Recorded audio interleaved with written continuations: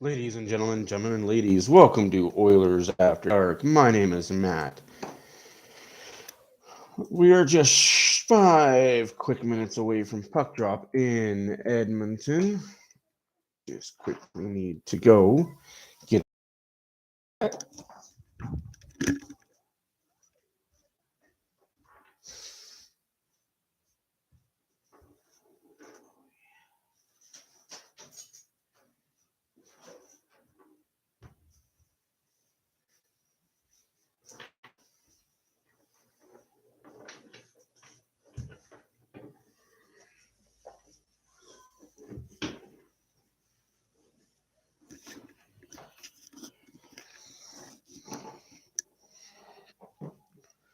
So with that, Stuart Skinner gets the start tonight.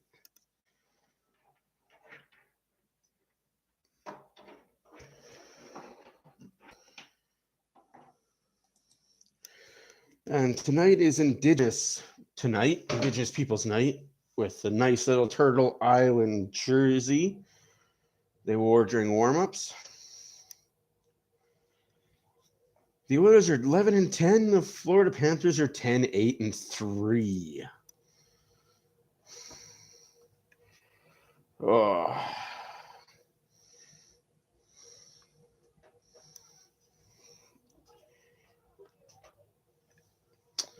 Yes.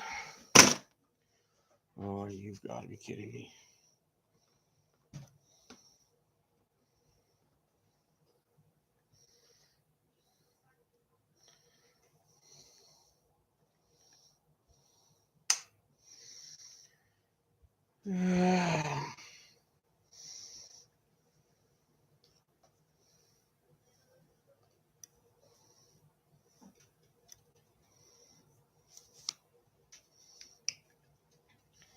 Way to go, Holloway.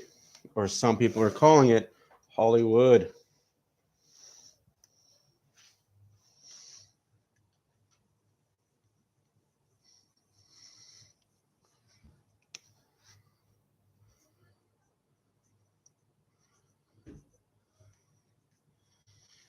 I don't get that. Why we get the first games of back-to-backs.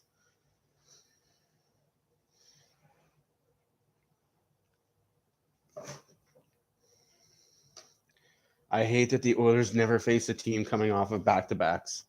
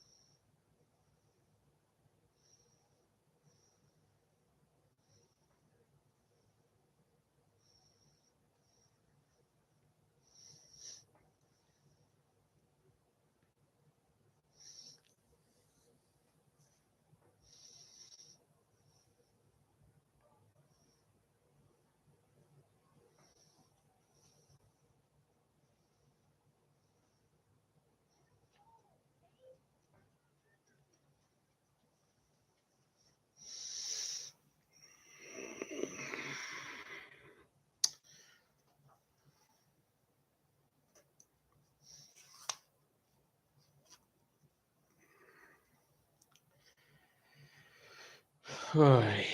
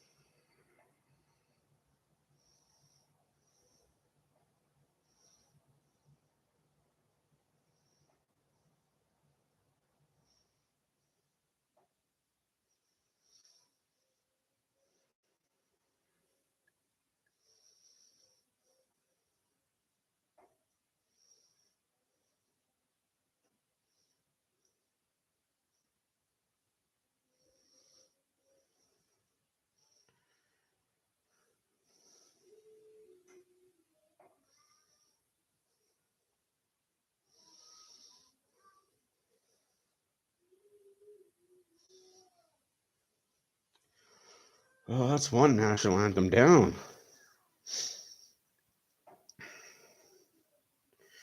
Day was good. A lot of snow here in Edmonton, but it was good.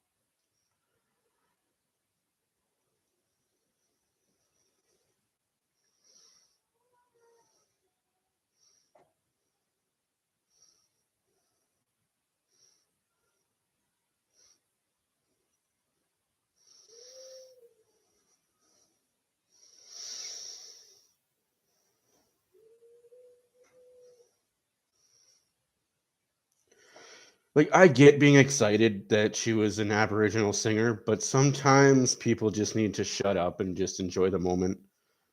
There was no need to be screaming through the entire thing like that. But that's just me. I could just be an asshole.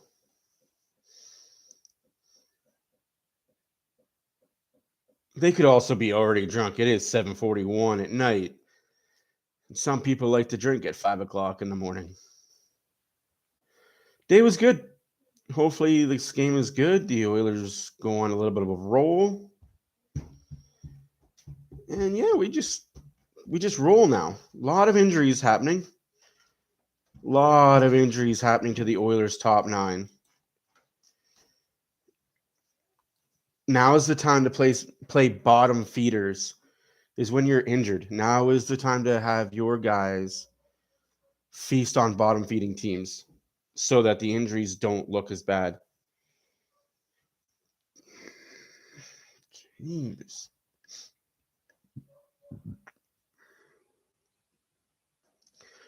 The Oilers are playing in Edmonton today.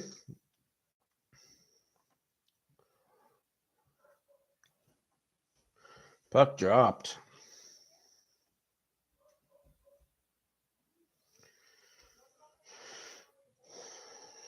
Just get it out. Oilers being hemmed in their zone. Now they have the puck and they're out. Draisaitl up the line.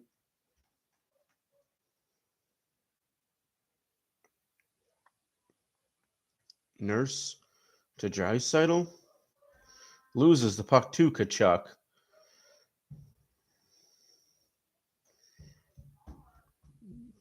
Kept in, blocked. Draisaitl off the glass. Just misses Pugliarvi.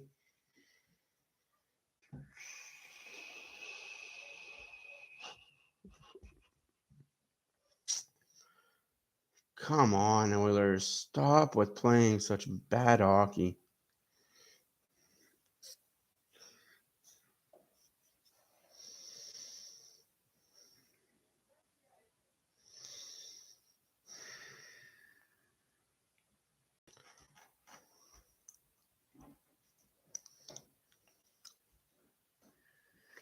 $19:18 left in the first period. Nothing is a score. 0-0s are your shots. Face off won by Edmonton.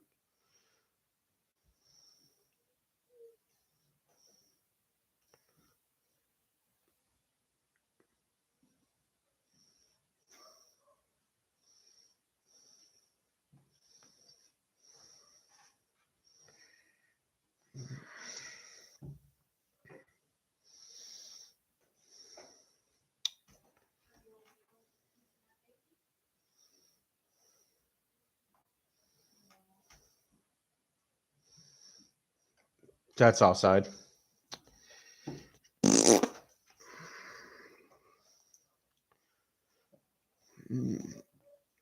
Definitely big Indigenous night, which is good.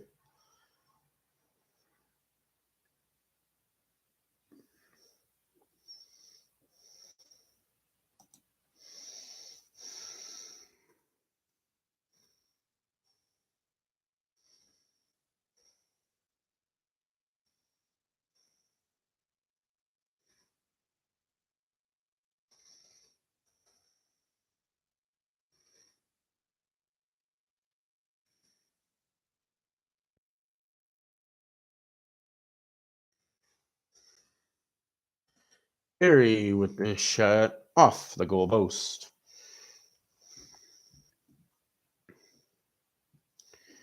Knocked down. Good to go. Skinner stops the puck behind the net to Barry.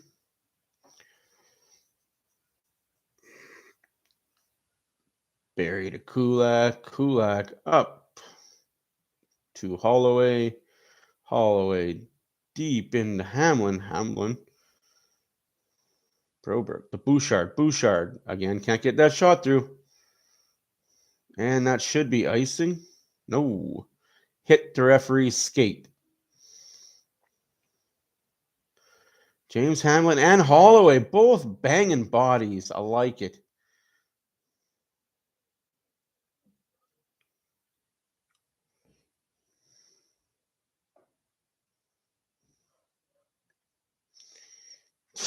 If only that's the way it worked. You score first, you win the game. Pugliarvi gives the puck away because, of course, he does. Cece has the puck now to Pugliarvi, who cannot control. How can you not control an easy pass from your defenseman? Like, fucking sticks on the ice, kid.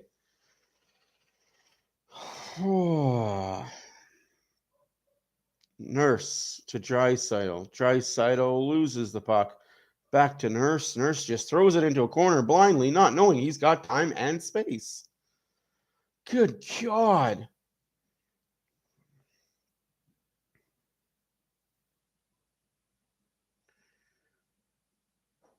Draisaitl cannot get the puck out with the tip. Nurse takes the body. Cece behind the net loses the battle.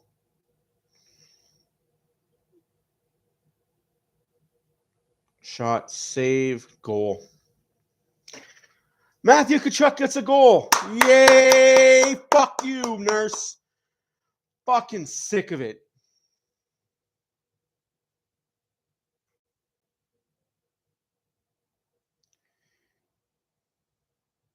TV feed went out. Yeah, typical Sportsnet. Went out watching the fucking Davis Cup too. Why do we have Nurse out there on such key pivotal moments? Hit somebody, you 6'5" freaking. Oh. You're 220 pounds. Hit somebody.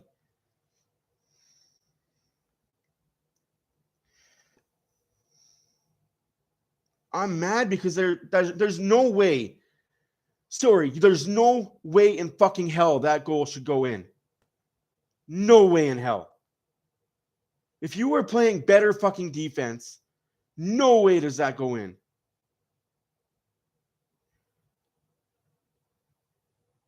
And of course, Oilers now trying to get back in the game. Down by one, like they always seem to be. Yeah, I have no audio, so I don't know what the heck's going on.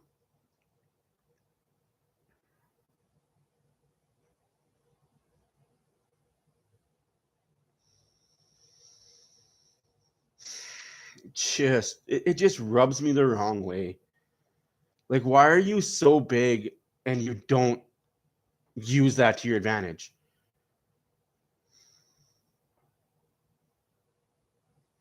Oilers down one early, and I do not know what is going on. Hey, I finally get audio back. Ridiculous. Bouchard loses the puck. Costin shot, save. I'm at a loss for words if that's how the Oilers are going to play this game. That doesn't set very good confidence for your goalie as a defenseman that you don't want to hit. Like, first you make the mistake for trying to block the shot, and instead you kick it to a wide open player. That's fine. But you had time to recover and knock that guy on his ass, knowing the circumstances of the team.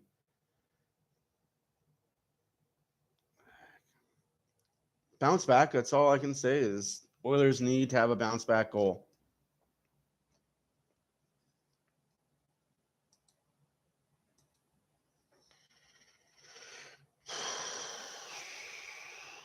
Fucking ridiculous.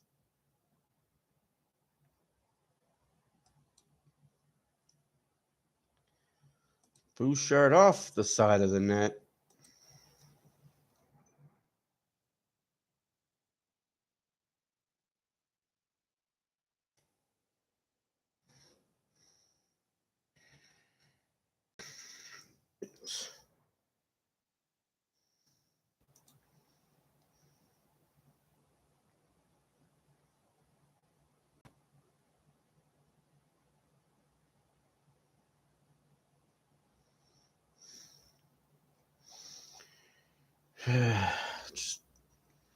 It's disheartening that this team cannot play at home. Maybe it's a good thing they're only here for one game and then on the road for two.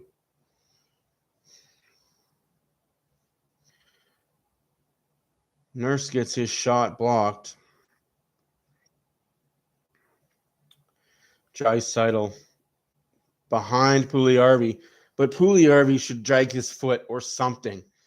Dude, it's not that difficult to receive a fucking NHL pass. Oh, this kid is so annoying. We've got no choice now but to play him in the top six because, hey, we have nobody else.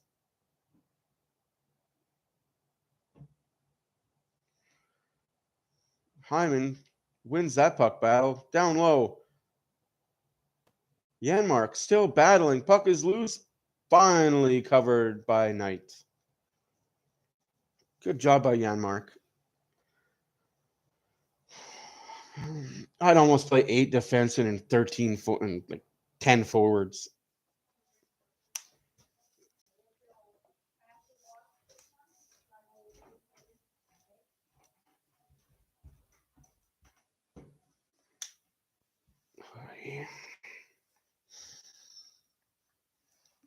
I'm annoyed because it's such a night and you get defense that just happened. That's unacceptable on any night, but especially on a night like this. Wake the fuck up, man.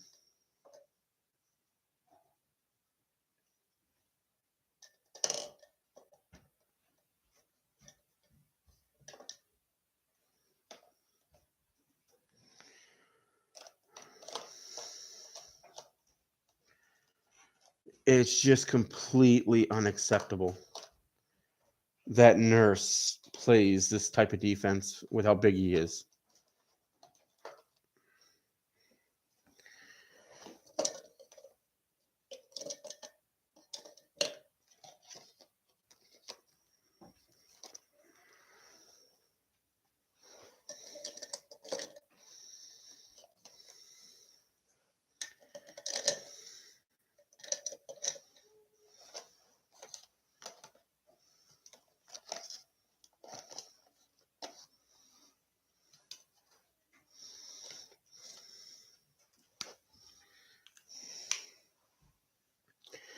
Sorry, guys. It's not. I'm not trying to be negative. It's just one player on the ice can dictate the entire 2 minutes of how a game goes. It's just.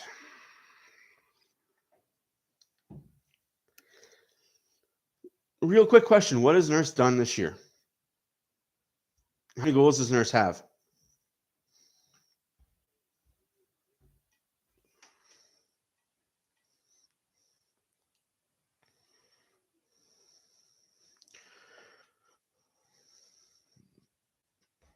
Ooh.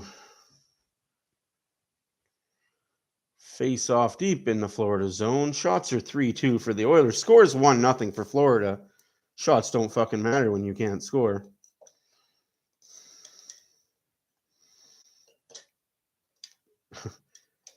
We've got so many AHL players. I don't know if that's good or bad. Good, bad, or indifferent. Oilers win the face-off. I don't know. Might want to look at that. Might want to look at that. Good shot, though. Knocked this goalie out a little bit.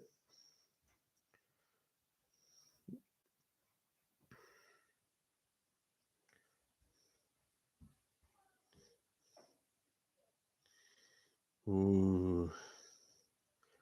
That was close.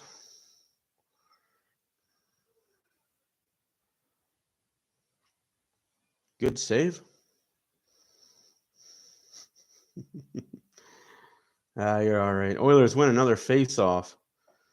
Shot save, no rebound control.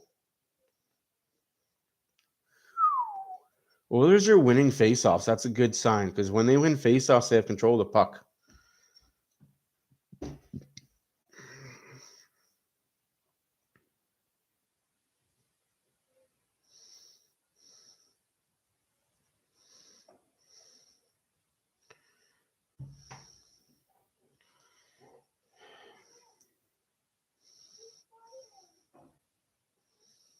Oilers win another face-off. McDavid. Ceci shot wide on purpose. Draisaitl. Ceci. McDavid back to Ceci. Ceci shot. Come on, Pugliarvi. Get in there, you big body some bitch. Frick, I hate how people have such big bodies and don't do anything with them. Oh.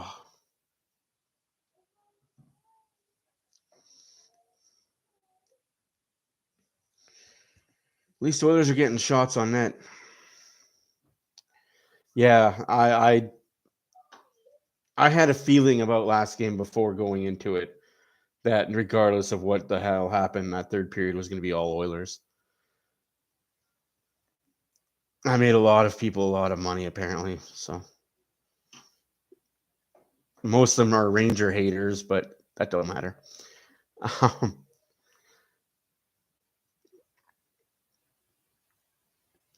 And just like that, Hawkins. Broberg slaps it in. Could have just carried it all the way in, man.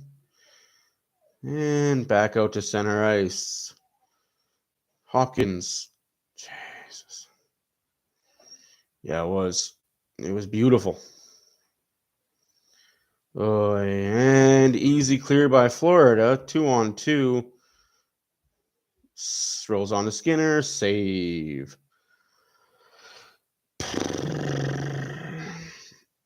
I don't know. Like, it doesn't matter what time a game starts.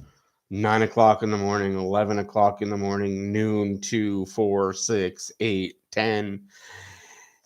It could start at midnight, and the Oilers will never start on time. They will never be a first period team. I don't understand.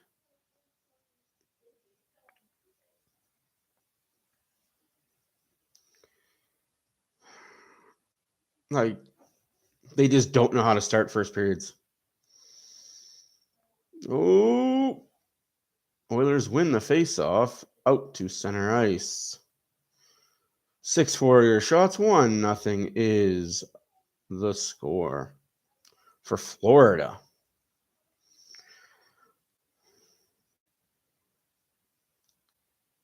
It's never a surprise to me, man. I always want them to win. So when they win, it's not a surprise. And when they lose, it's not a surprise. Big save by Skinner. I don't get surprised.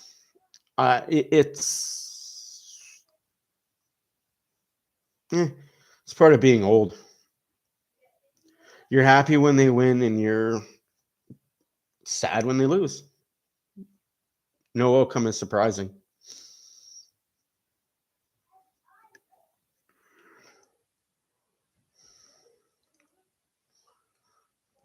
Nurse knows he messed up. You just got to take body. You're a big man. Take the body. I'm 5'8". I'm not a big man. But even I know to take a body. Just hit somebody. Can't score if you're laying on your back. And if you do, then hats off to you. If you score a goal while you're laying on your back, tip of the cap to you, good sir.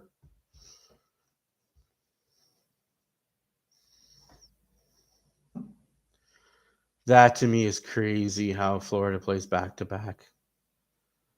But we play back-to-back too, Chicago. And then whoever we have after that, Minnesota. Back-to-backs. Killing the Oilers.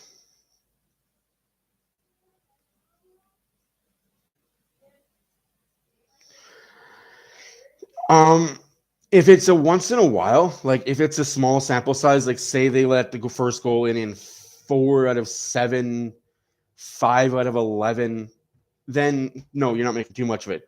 But when it's like 20 out of 21, that's concerning. We're not making too much of a big deal. Like this is plaguing the team for years now. This year and last year for sure, giving up that first goal. Considering we always hear, oh, well, we want to be better. We want to have better starts, better. You can tell me that it's raining, but don't tell me it's raining when you're pissing in my face. You know what I mean? Like, you say you want to be better, then be better. I'm all for, like, obviously you're not going to score first, but don't get scored on the first 5 minutes, first 10 minutes of every game. At least play better defense 10 minutes into the game. You should have that structure as an NHL team. And knowing Dave Manson as a defenseman that I am, he's pissed that they gave up this many first period goals in the first 10 minutes.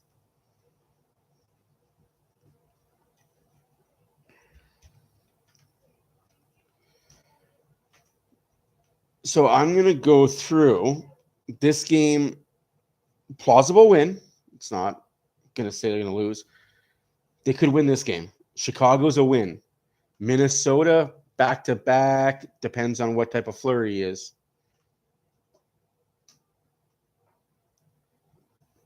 Oh, I think if you were to see him on the bench, his forehead vein right here would be popping out. So I think we beat Chicago, we beat Minnesota, we beat Montreal, we beat Washington, we beat Arizona, and lose to Minnesota. That's my prediction.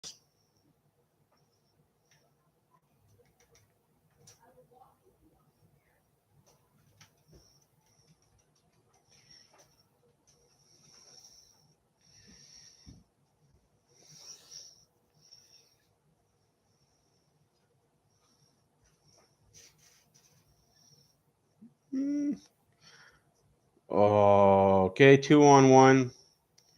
Save by Skinner. Thank gosh for the defense there. Why are we letting in breakaways and odd man rushes, though? It's concerning. Oh, we're going to beat Chicago, and we're going to beat apart Arizona. We're going to beat Minnesota in Minnesota. I don't think Fleury's healthy enough, and his record right now proves it. There's something going on in Minnesota that I like personally. Hyman shot save by Knight. Again, Vegas wins in a shootout to the last place Columbus Blue Jackets. Why? Why can't we get these schedules? I'd really love that schedule. New Jersey beat the Rangers. Oh, I better save that for the after first period. No, the Oilers aren't going to go 3-3 on the next 7.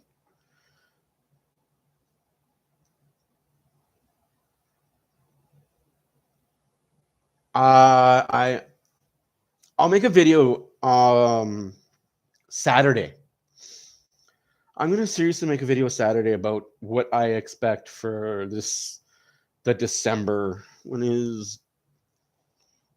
Yeah. Yeah, I'll do I've been meaning to do more videos. Just with being sick and having a daughter that needs my attention 1,000% of the time, it's hard to do.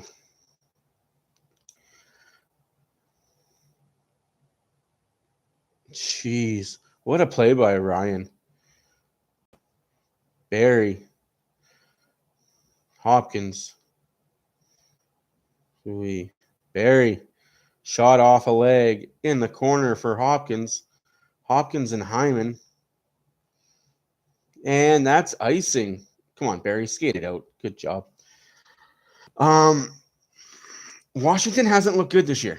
They're a very up and down team. If they're not on the power play, here's a hot take for you. How many goals not on the power play does Ovi have this year? Yeah, absolutely. And they don't have the goaltending. He has 4 goals on that's not on the power play. Out of his 11 goals, only 4 are not on the power play. 4 or less. Yeah. He's turned into just a power play goal scorer, which is fine. They get enough power plays in a game. All he needs to do is just shoot that one and it goes in. And another icing.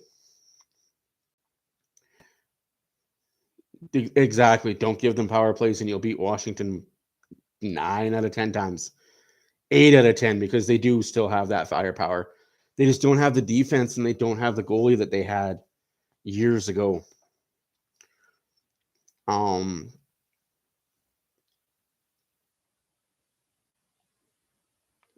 Yeah, our power not automatic at all right now. I'd almost put the Oilers on a power play. Make them beat you with it. McDavid doing some work in the corner. McDavid has the puck, puts it down the corner for Draisaitl. Draisaitl back to the point. Shot 10 feet high by CC. And that's out. Draisaitl backhand to Puljujärvi. Puljujärvi back to Draisaitl. And why are we doing that, Puljujärvi? Put it in the fucking corner.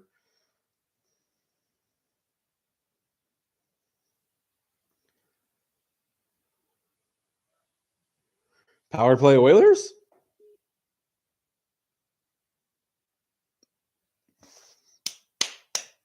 There you go. We got the power play. Let's go.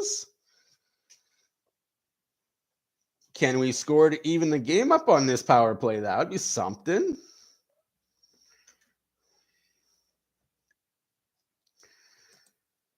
Power play.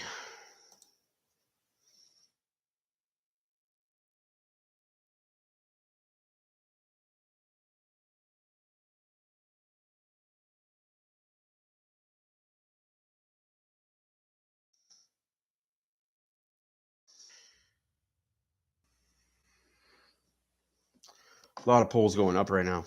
I may or may not like it. And we don't win the faceoff, and it's down the ice it goes. Just cannot make tape-to-tape passes. There's a pass to tapey nobody. Barry picks the puck up. Minute and a half left on the power play. Back to Draisaitl. Draisaitl skates it to the blue line. Now the red line. Drops it for McDavid. McDavid loses the puck. That's a bad play by Draisaitl. Skate it in if you're already up there. Let's go. Minute 20 left on the power play. Can't even break the zone. Embarrassing. Can't even do passy if you don't get in the zone. McDavid to Barry. Hopkins back to Barry. Barry back to Hopkins, who can't control it. Wow, they actually called that a 5-on-3? I thought he just fell on his own, to be honest with you. I honestly thought he fell on his own. All right, this is big now. Big 5-on-3. Okay, no, about a year ago. You may be correct. I don't think the Oilers have had a 5-on-3 this year. How are we second in the NHL? We sucked on the power play. Yeah, we have to score on one. This has to be a 1 goal right away and hope to score a second one. Oilers win the scrambled face-off, but lose it at the blue line. Draisaitl loses it to McDavid. McDavid drops it to Hopkins. Hopkins to Draisaitl. Draisaitl just misses the net. Oy, oy, oy, that needs to go in the net. Barry to Hopkins. McDavid. Hopkins. Draisaitl misses the net, and it's out. I hate when people miss the net by that much.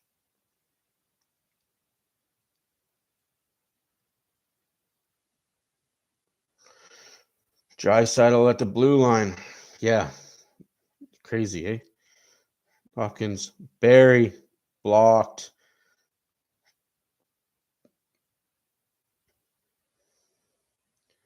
Holy frick. Knight is standing on his head right meow. Gudis grabs the puck and dumps it down the ice. That's more shots. More shots.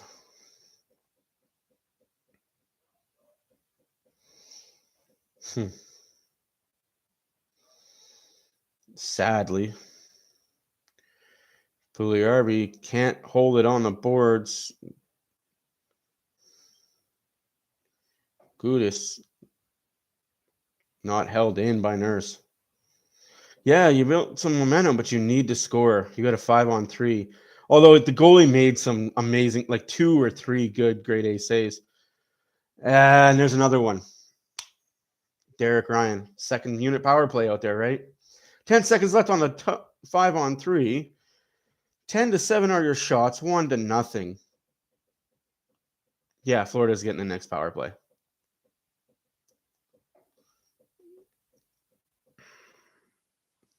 Knight is standing on his head right now. I think he knows if I let in 1, this Oiler team is going to come in waves and score 2 or 3 on me. These are games I don't really mind. Oh, geez. Shore. Cece down to Shore. Oh, this is an interesting power play alignment.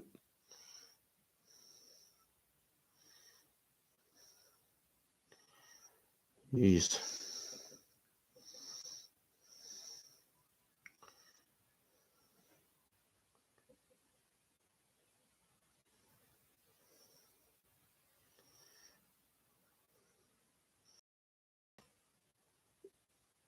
That's interesting. We blew that. There you go, Nurse. That's the Nurse I want to see. Physical. You're huge, man. Yeah, he was mad that first play. He knew he should have knocked over Tkachuk. He knew that first goal he fucked up. Is Nurse getting the only penalty on that? If that's the case, that's Bush League. But hey, we take those. At least you're showing some heart. 4 minutes left in the first period. Oilers down 1-0. Shots are 13-7 for the Oilers.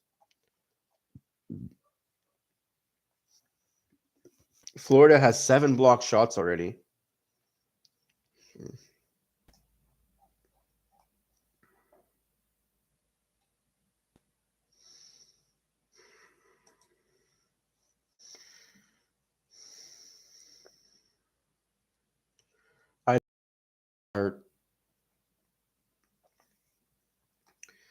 But this all said and done, no matter what happens at the end of tonight, Oilers are still in the playoffs. Hey, everybody wants to talk about American Thanksgiving. It's still technically American Thanksgiving weekend, right?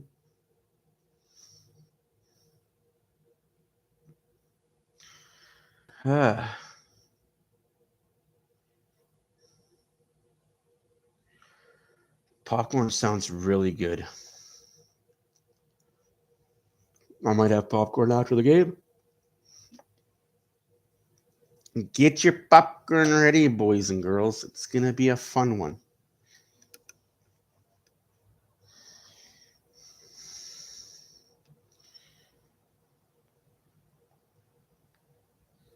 Yeah. Figured it. Figured he was going to get a penalty.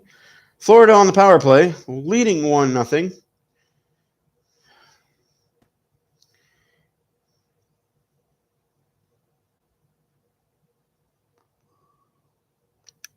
Popcorn and milk together? Interessante.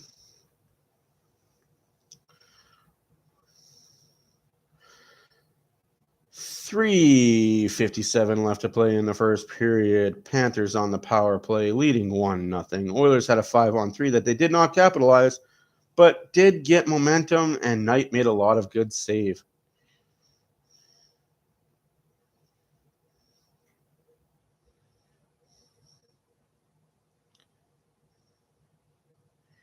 Yeah, it's pretty interesting. Whoosh. Passing.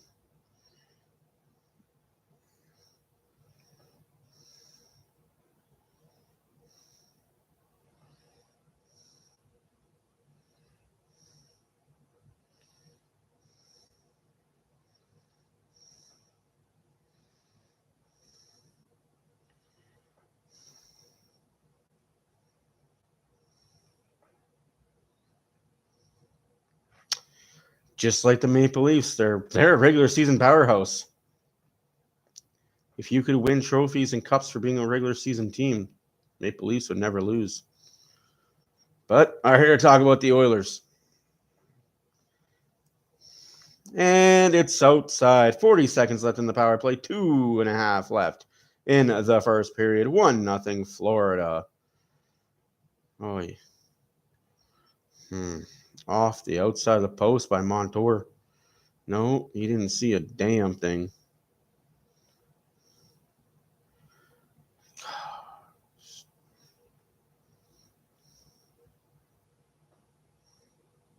Off the glass and out.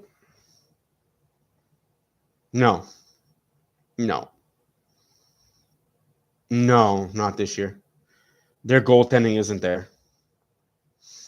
Their goaltending and defense is not there. And Matthews and Marner aren't playoff players. No, they're not going to lose round one forever. I'll get into that after the first period. Minute and a half left to play in the first period.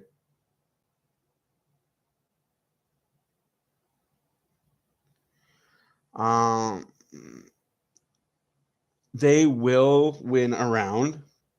It won't happen this year. No. They'll have chances after. Hear me out. Just hear me out, will you? That's fine. I honestly believe that he's the reason why they don't win. And there's some validity to it. He's trying to become a better two-way player. But this Matthews. No, this is very true. But he doesn't help. Like, he helps, I guess. He doesn't have a pure playmaker on his line. What a save by Skinner. 40 seconds left. So the reason why I don't think Toronto will win a playoff round with Matthews and Marner is because they're too much of the same player. They both want to score goals.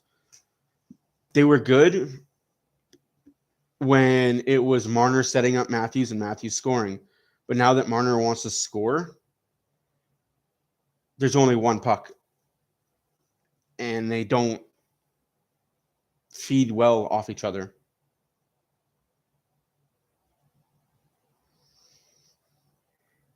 They're good for now. It's not sustainable. And I keep telling a lot of people that long term, if that defense doesn't get healthy, they're not going to be where they are now. They're just feeding off energy.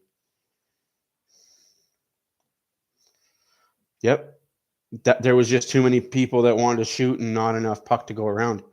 That's why I think either Nylander, Marner, or Matthews needs to be moved for that team to make playoffs. 10 seconds to go in the first period, and that's it. Florida 1, Edmonton 0. Lackadaisical first period. Shitty. Well, might as well go turn some music on because don't like watching intermissions. Yeah, that's another one, right? But again, for another time. Your Out of Town Scoreboard brought to you by Oilers After Dark and myself, Matthew. 4-1, Stars are up on the Blues with 2 minutes left in the third period. Devils beat the Rangers 5-3. The Lightning beat the Sabres 6-5 in overtime. The Leafs beat the Red Wings 4-2. The Golden Knights beat the Columbus Blue Jackets in a shootout. That's your Out of Town Scoreboard. Only one game left now, because the Stars have now won the game. That helps out the Oilers a lot because that keeps the Blues behind them in the wild card. With Calgary having a night off, they cannot move up.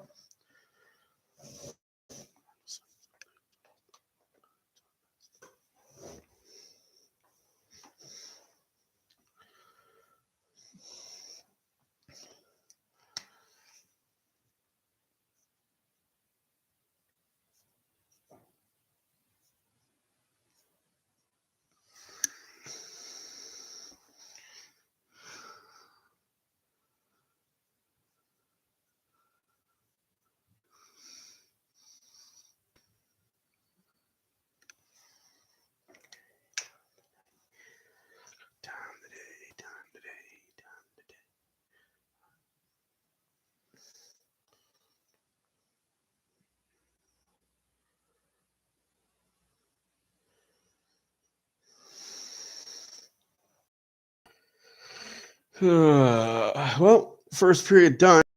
Can't say it was a good one on the Oilers, but hey, you're only down one. You could have been down more. You could have also been up or tied. But hey, we're beggars, and beggars can't be choosers.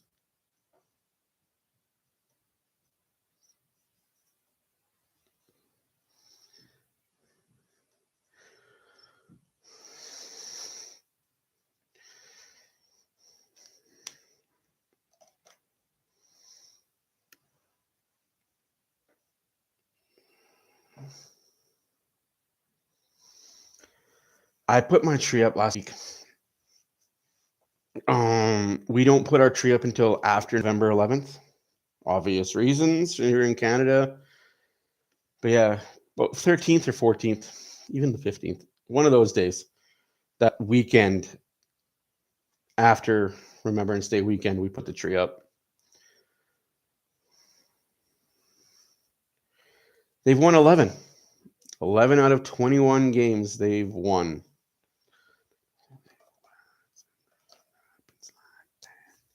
Did you want the standings for you? I can give you those.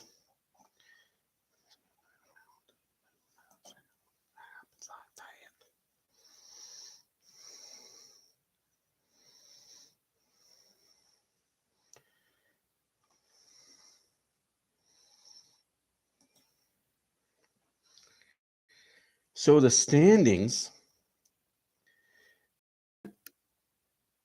the Western Conference, because I don't care about divisions or wild cards or any of that bull shenanigans. I care about conferences. Top 8 teams make playoffs.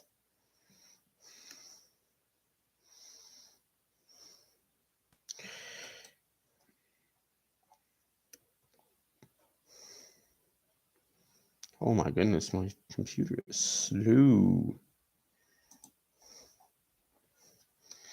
NHL network is very slow at the best of times, I feel.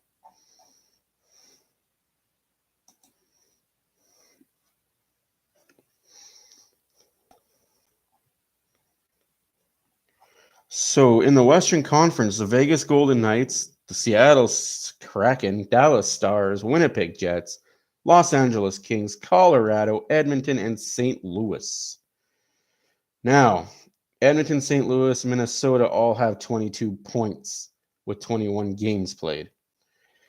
Vegas has 24 games played with 35 points, but they've played. I'm not even going to joke with you. Out of their 24 games, 19 of them been against sub 500 teams.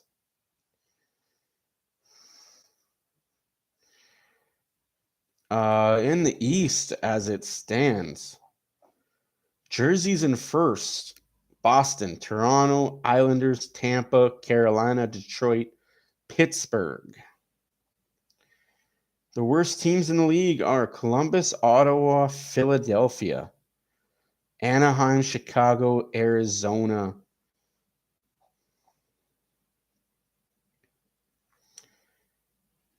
Take with that what you will. What network you watching on? To what network?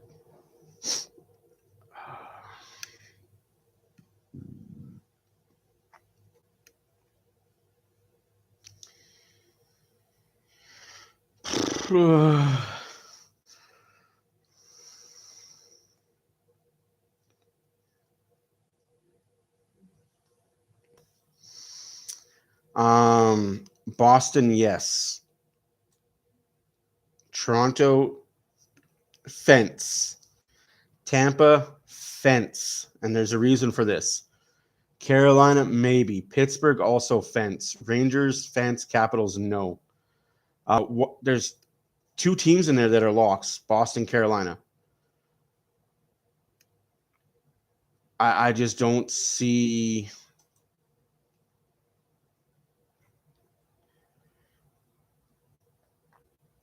I just, and that's where you go into divisions, right? Because you go into divisions, and that's where it goes. That's why, okay, well, see, that's why I hate the narrative that people say, well, the Pacific is the weakest division. No, the Pacific's probably the most interesting division and the hardest division to play in. The Flames are in 10th place right now in the West.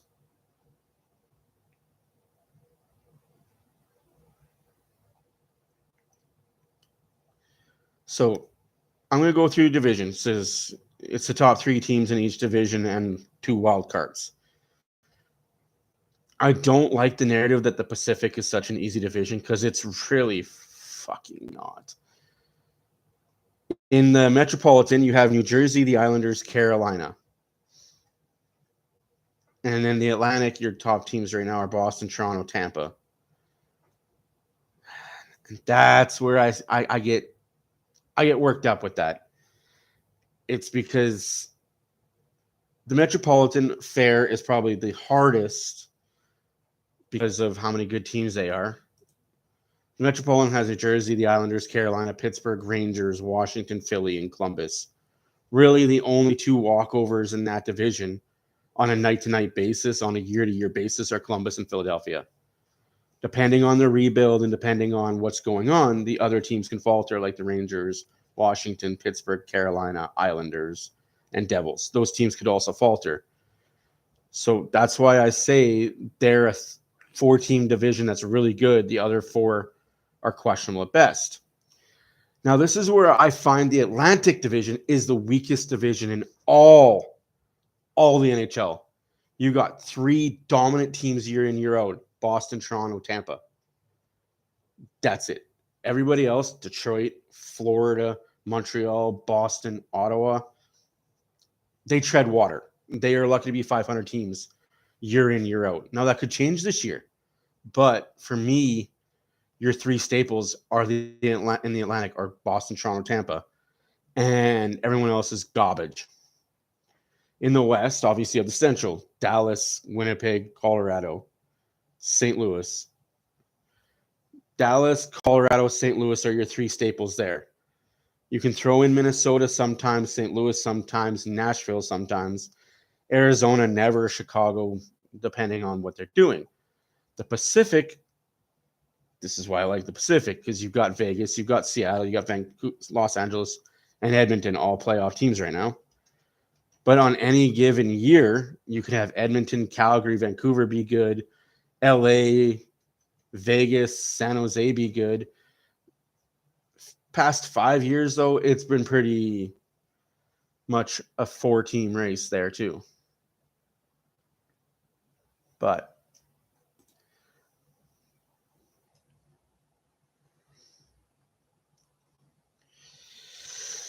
yeah, I don't think Vegas makes it unless other teams tank. My pick for the West, and I will be 100% transparent with everybody. My West is, in no particular order, Edmonton, Calgary, Vancouver, LA, just because that's the 4 teams in the Pacific that are making the playoffs this year. And obviously in the Central, you got your Dallas. Dallas is going to make it. Winnipeg's going to make it. Colorado may, depending on what goaltending happens in Minnesota, but I think St. Louis has that. So you've got Dallas, Winnipeg, Colorado, St. Louis, Edmonton, Calgary, Vancouver, and LA.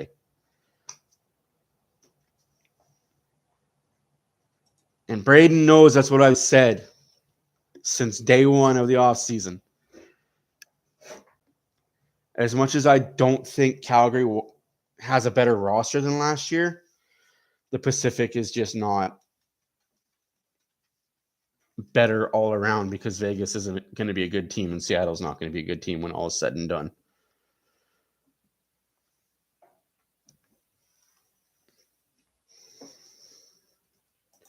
Now, of course, you've got your East, and who do I think in the East? I honestly believe it's going to be the Islanders, Carolina, Pittsburgh. Washington is going to figure it out. So is your 4 teams in the Metro. Your 4 teams in the Atlantic, I honestly believe it's going to be Boston, Toronto, Tampa, and Florida. Now, Tampa could falter, and Detroit could come up in there, which is fair. But to me, what you see is what you get. I just...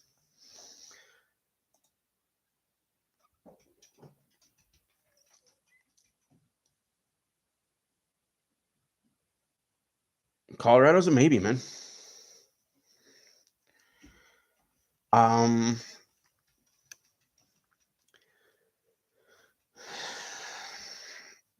Colorado's going to really need some goaltending down the stretch, and I don't think they have the goalie to do it. Like that's my main thing is all these teams are going to need goaltending down the stretch. I know for sure Vegas doesn't have it. Toronto might not even have it unless by some hook, by crook, or miracle, Murray continues playing at the clip he's playing at. And don't get me wrong, he's playing at a freaking great clip right now. I think Campbell will figure it out.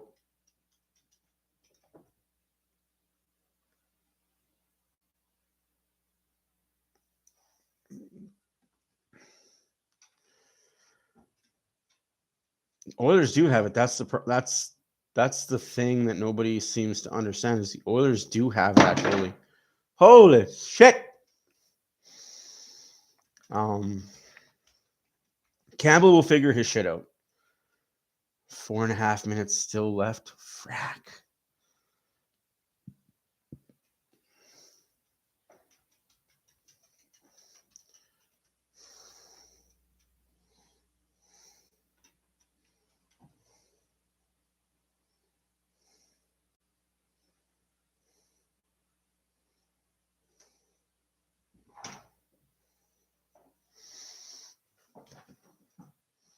I'll be right back.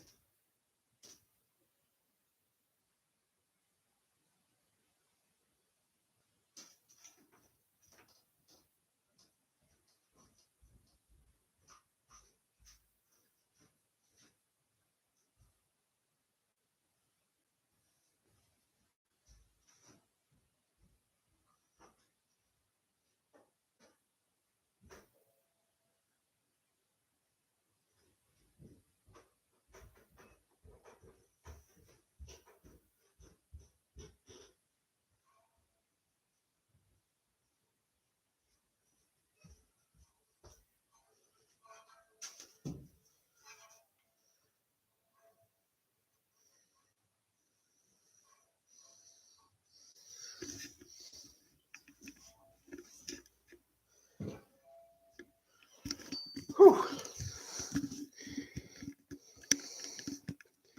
There we go. I'm back.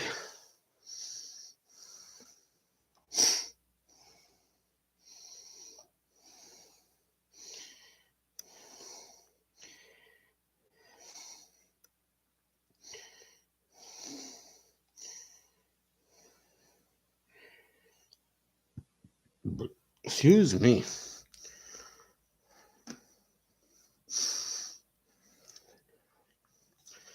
What did I miss?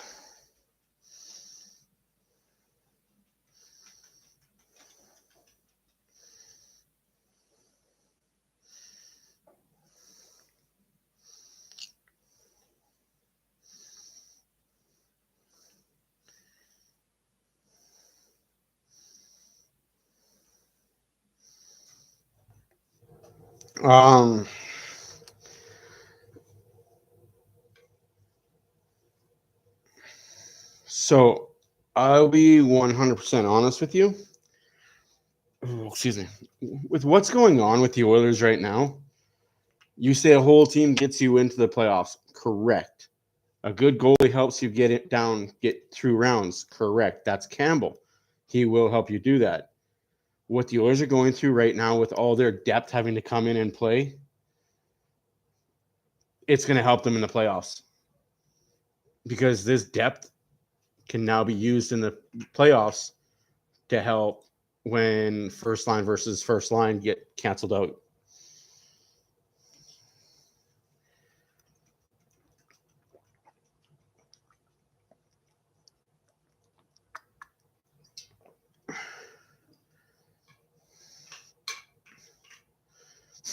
Damn.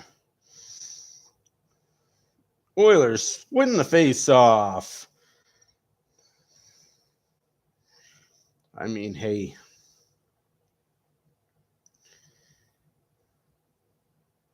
The Flames need Huberdeau to figure his shit out or get the hell out of town. Ooh.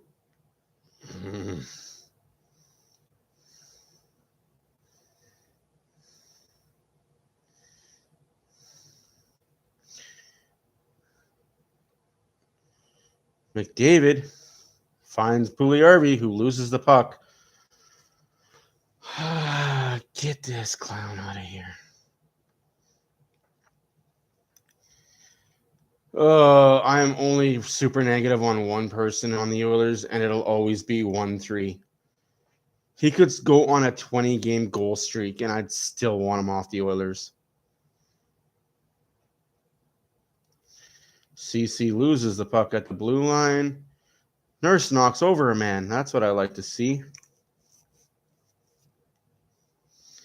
Yeah, well.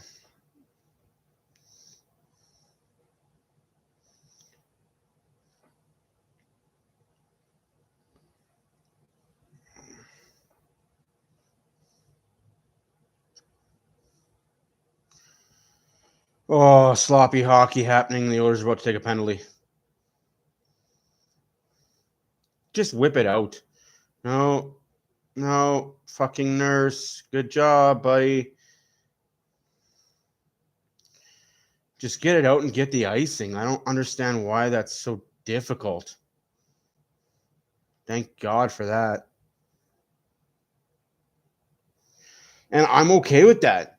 If the Oilers trade him and he becomes a fucking superstar on whatever team he's on and goes on a fucking 50, 60 goal point tear and gets 70 points a year, good for him. Thank you for doing that on another team. You just can't do it here, my guy. For some reason, you and Edmonton.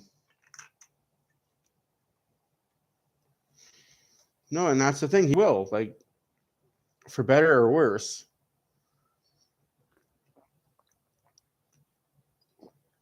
Defeat the Oilers in the playoffs and they'll be satisfied.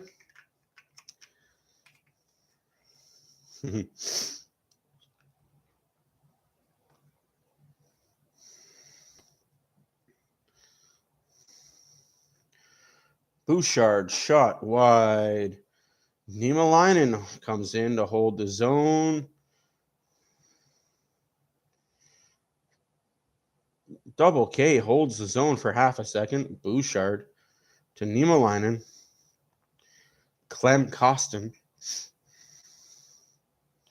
Malone. Traffic to Hamlin. Holloway.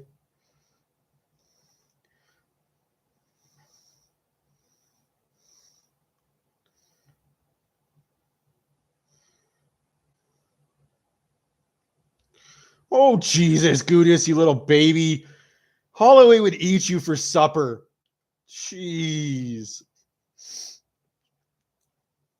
Yeah, they all look the same to me. I see the number 80, and it's all the same. They're all AHL garbage. I kid. They're just AHL players that I should know the names of eventually.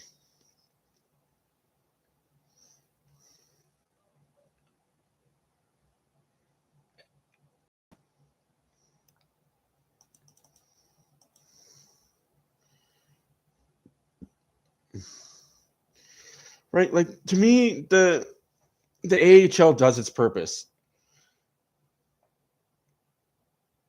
Shot, save, rebound.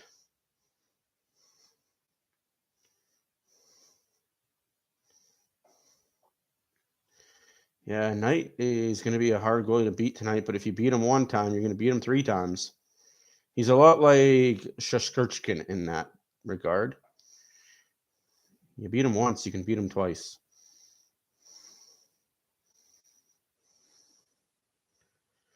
Really? Hornquist, good act job. Good act job. Good act job.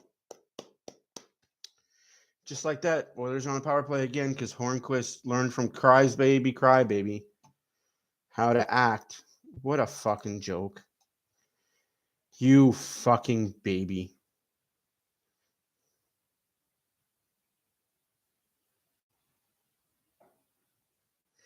Oh, come on. You fuck. You folded like a fucking 5th grader swinging on a T-ball. Missed the ball. Jesus Christ.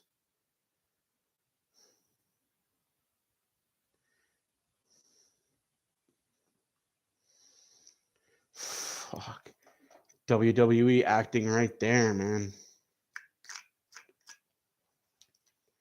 Such a joke. Sad thing is they're probably going to score on this power play too.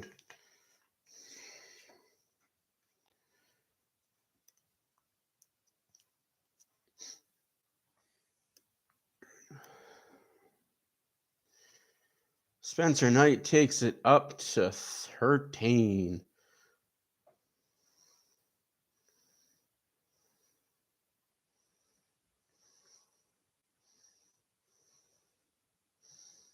Ay. Jesus. Yeah. Well, that's what happens when all your PK guys are hurt.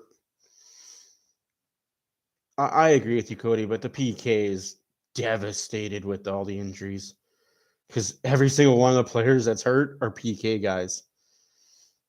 Just nobody there. 15 minutes left in the second period. 1 minute left in the power play for Florida, who's already 0 for 1. 1-0 is the score. 15-12 are your shots.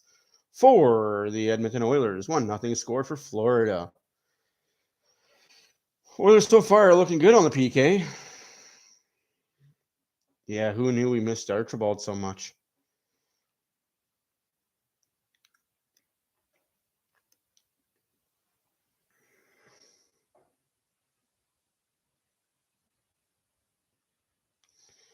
Just like that. 30 seconds left.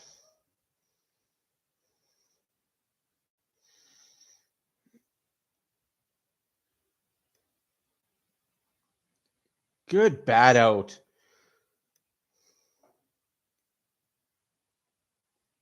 Oilers are killing penalties right now at a pretty good clip, but they can't keep taking penalties. Oh, Puck over glass.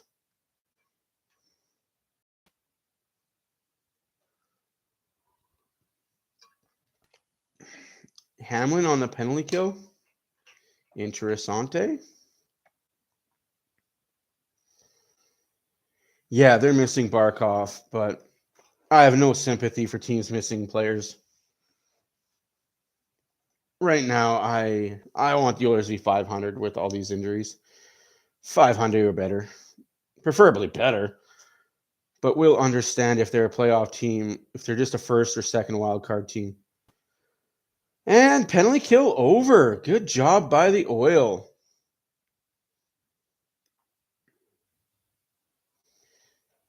They take a lot of shots, this Panthers team does. But they shoot from everywhere. Oh.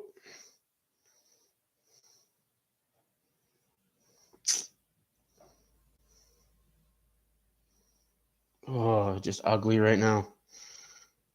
Block shot. Florida still has control of it. Bouchard sees Draisaitl and nothing. On net, though.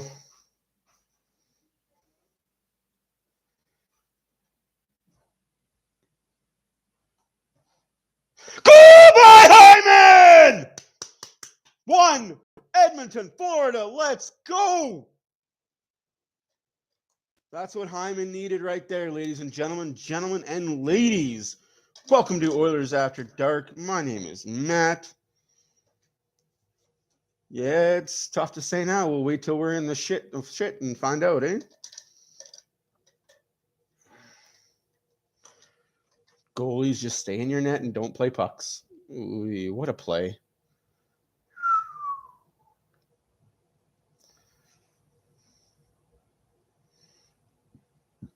He kicked it in.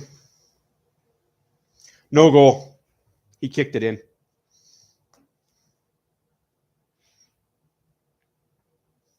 He kicked it in. He kicked it in. Garbage.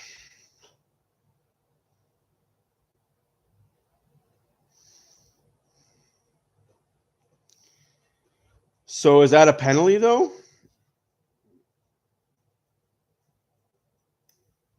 It's no goal. He kicked it in. What? I mean, stop it. Yeah, not like he had a choice, so. It was just part of his stride. It looks like it almost bounced off of his skin. Yeah, It doesn't but. look like he kicked it. Do you want a coffee? Please. Yeah, no goal. Yeah, that was pretty obvious. You can't be mad at that. That was pretty obvious. But hey, that's momentum. Let's keep it going. I just noticed. So. Yeah. So, love you. Love you.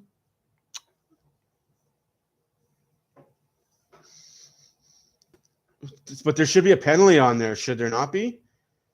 Because that's a hooking. You dropped your stick because you're hooking the guy. But hey, what do I know? I'm just a guy that watches hockey games. Take your dog with you. Go.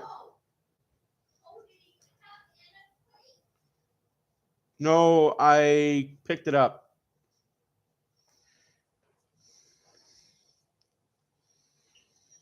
Yeah, well, Oilers just got to keep that momentum going. Like I said, you can get one. Go get another one. Hopkins. The Hats.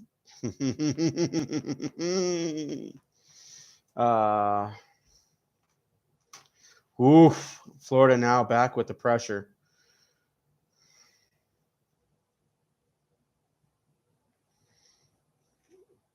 Nurse up to Janmark. And Stahl. Janmark.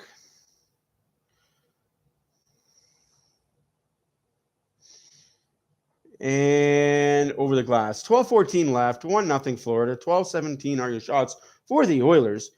Like,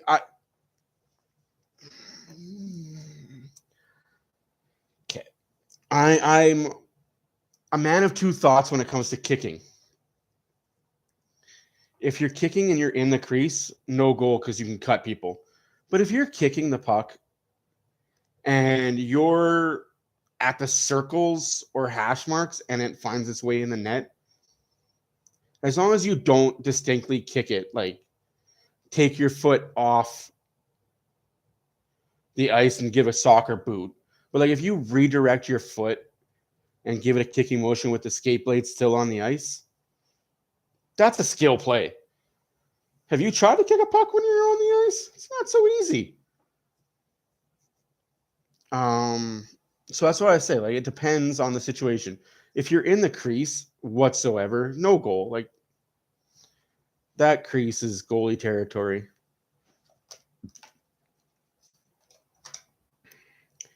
Reverse psychology. I don't know. I'm not a psychologist. I don't know what reverse psychology is. I know a few psychologists, though. They're good people. They're crazier than I am.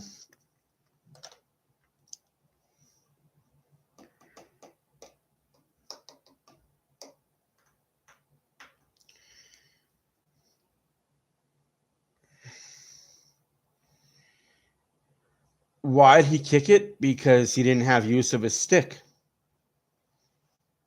His stick was being tied up by the other player's stick. But, you know, can't call that a hook.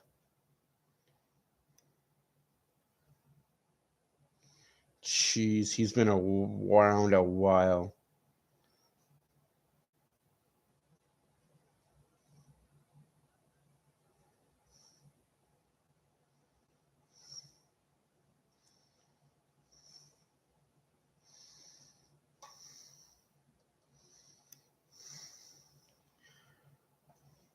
That's why Paul Maurice left Winnipeg when he did.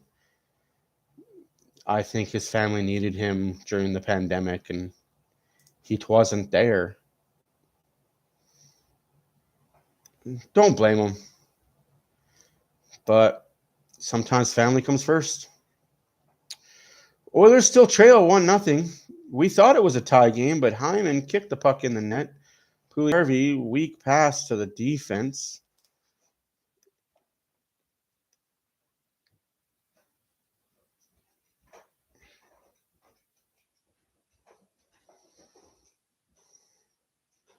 Oh, jeez. That net was taken off by the defenseman. That should be a penalty. Thank you. You're welcome. Hot. I thought hot was good. Hot is good. Okay, come on, retard. Well, next time I have to do this, you're coming downstairs with Dad before I go up.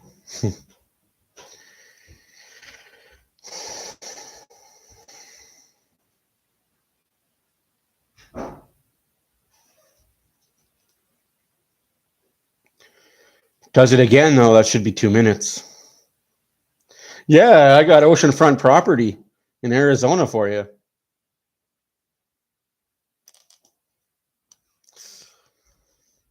A few things I could sell you, Louie. Some oceanfront property in Arizona.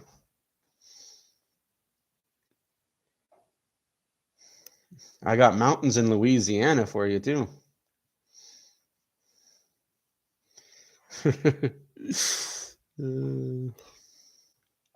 Oilers are getting the next power play, though.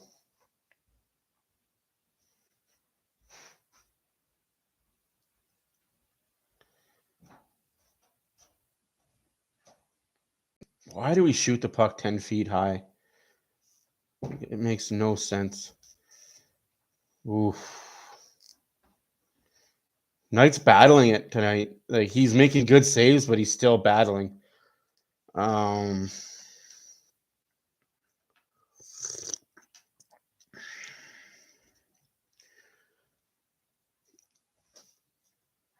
So my franchise in NHL 23 is the Oilers.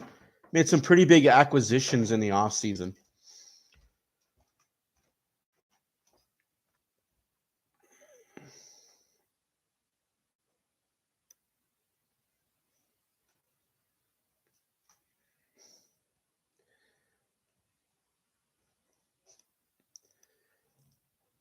Yeah, this game is really not that entertaining. The Oilers are playing an Eastern Conference team, and they're playing the Eastern Conference style right now. It's 10 minutes left to play in the first period. 1-0 Florida. Nothing really going on. Everything's neutral zone. Oilers need to be better. Oy, Jesus, Murphy. Shots are 20-12 for the Oilers. So again, Oilers are taking shots. They're just not finding the back of the net.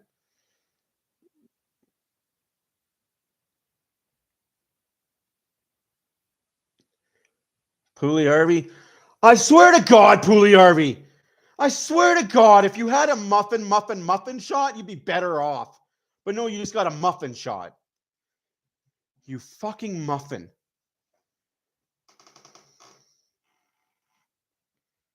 Oilers get a power play, but you muffin. Oi.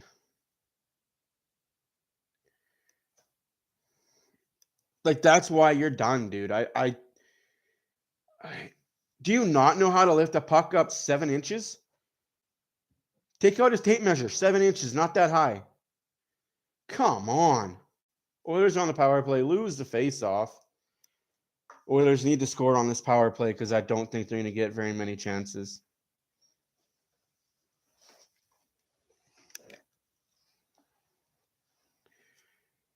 McDavid on the far side, back to Draisaitl. Draisaitl carries into the corner, back.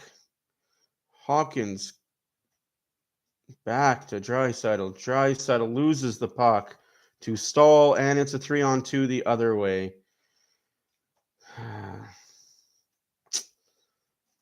What the fuck? So the guy's on the ground. Oh, McDavid on a break. Goal by McDavid! Yes! Let's go! Let's go! 1-1 in Edmonton. Holy shit. Take that back. He might have been offside. He might have been offside.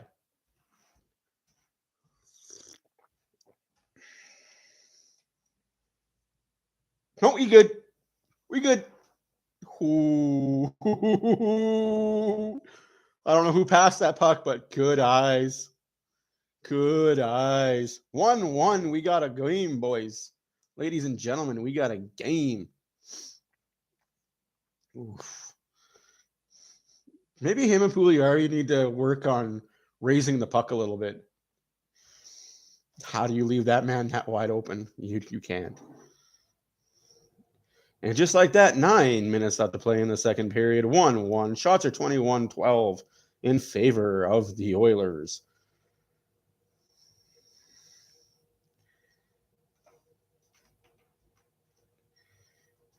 It's going to be a magical night if he gets going like that.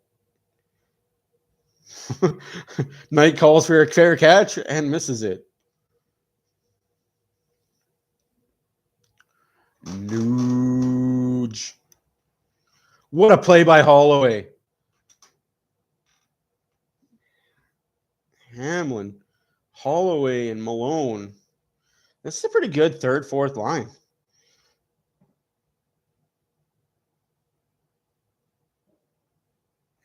Tie game officially, tie game 1-1. Yeah, it's official, unofficial.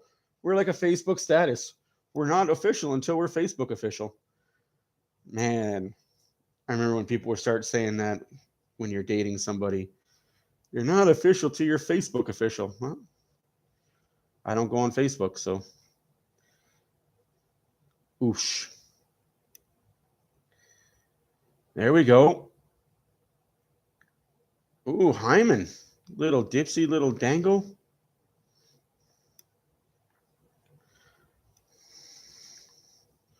Mark Stahl, Florida in the zone. Shot saved by Skinner. He has not been busy this game. And that's not usually a good thing by a goalie if you're not busy, right?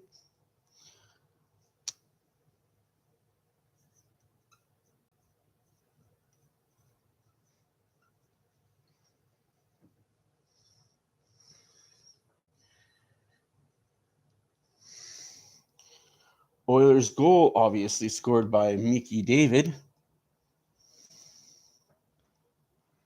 He's on a bitch.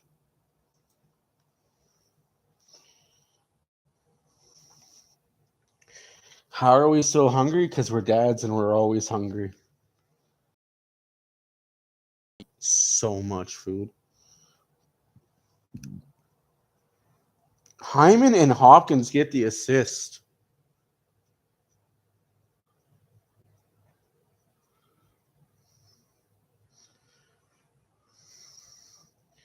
Hopefully there's more Oilers goals to put on this board.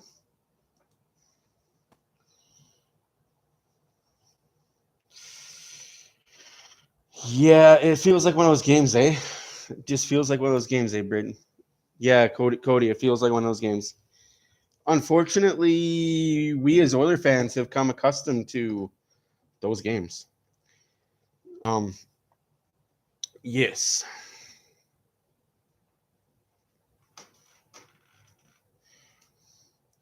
Don't ask me questions I don't know answers to.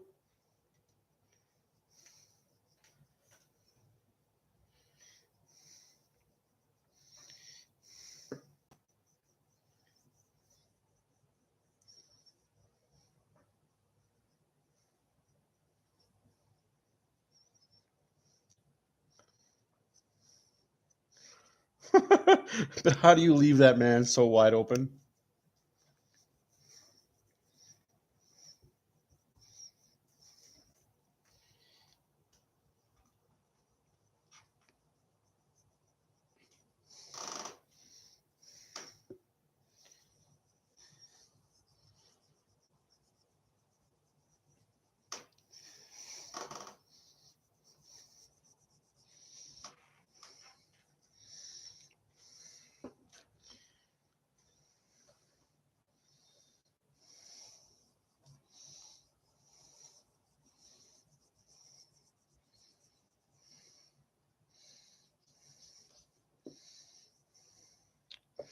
I'm going to need a new whiteboard soon.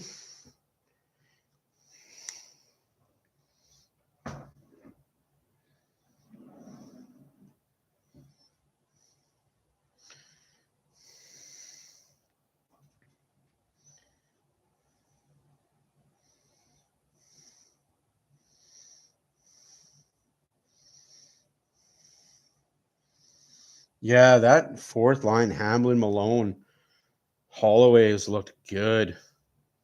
Oh, no, Skinner. Oh, no, Skinner. Stay in your nets.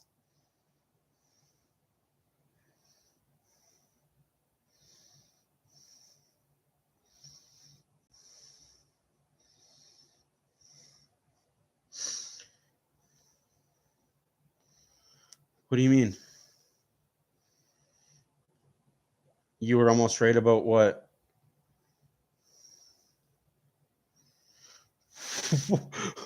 I'm so confused what I was almost right about.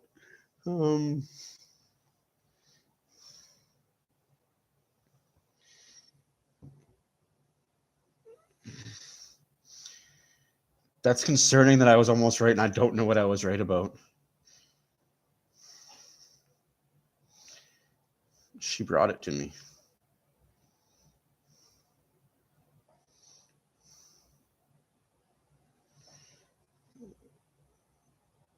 Yeah.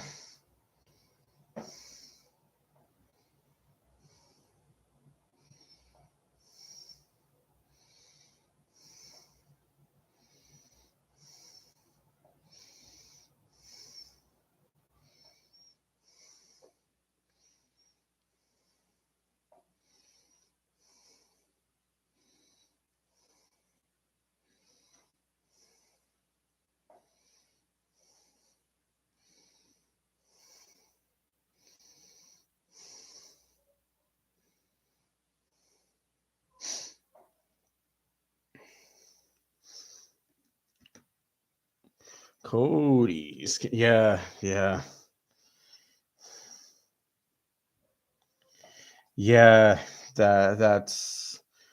That leads me to always say goalies just stay in your net and you'll be all right, eh? Florida's gonna come back now with some push. Shot, save, blocked. Oh, that hit a Florida player. No icing there. Oh, ouch. That one looked like it hurt a little bit. Yeah, Hamlin came in way too hard. Oof. Those boards hurt, especially when you're a small guy, because those edge boards are right by your freaking guts in your back. So when you miss a hit or do something like that, it hurts. Hopkins turns 2-on-1, 3-on-1. Hopkins with CC and man mark, but nothing. No, you got to pass that sooner. Excuse me. If you've got control of it, you have to pass that sooner. Either pass it or take it to the net hard and just score yourself. Ah, that's terrible. Yeah. But that's confidence of Hopkins right now. It's just not there. Oh, what a save. Janmark. Pugliarvi laying the body and then lays himself out. Hopkins just a quick little dump in at the end of his line change. 5:11 left to play in the second period. 1-1. Shots are 14-22 for the Oilers.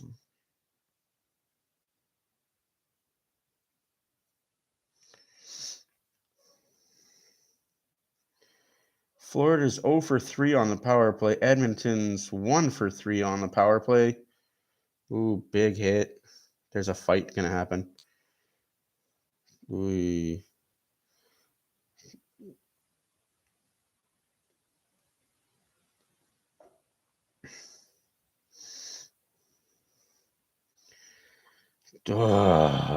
Oilers get it out. Running around now.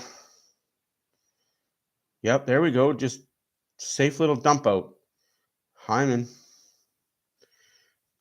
McDavid. Bouchard.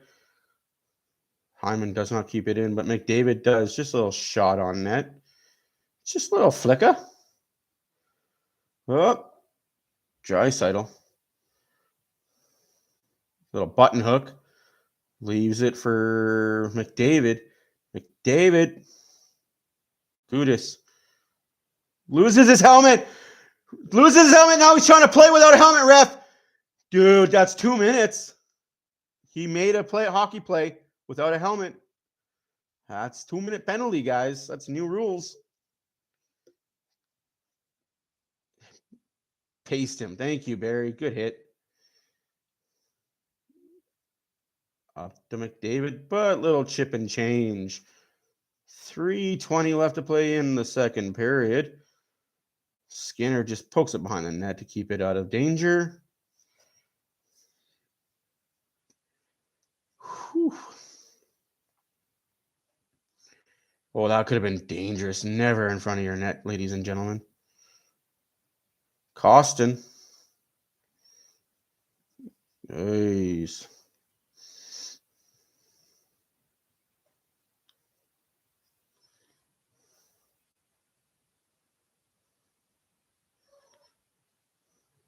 Here we go. Nurse. Just a shot on net and a whistle. Whew. It's kind of a lively game. It's one of those in-betweeners. Could be entertaining, but for the most part, it's been blasé.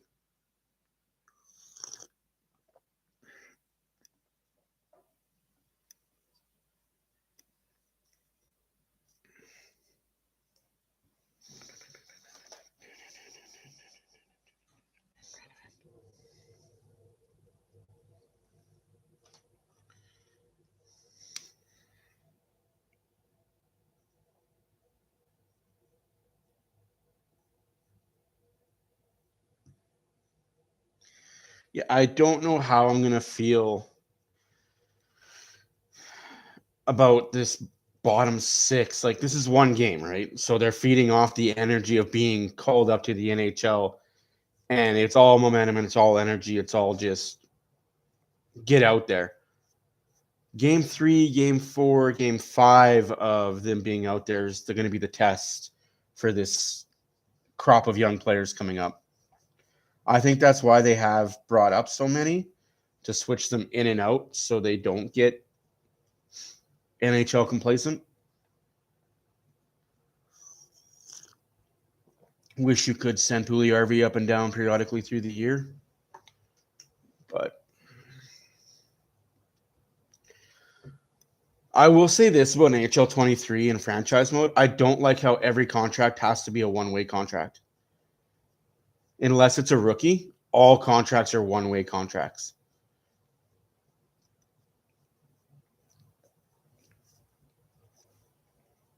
Otherwise, they won't sign with your team.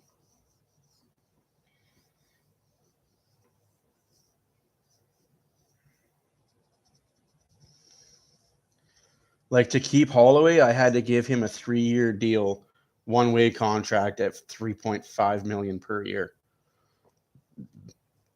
I mean, worth it, but I didn't like the one-way contract. 1-1, 2.5 left to play in the second period.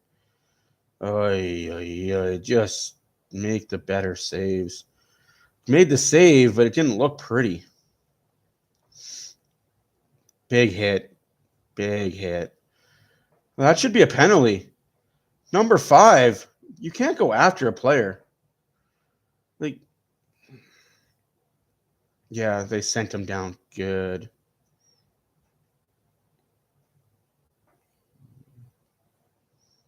Maybe this will be the wake-up call Puljujärvi needs.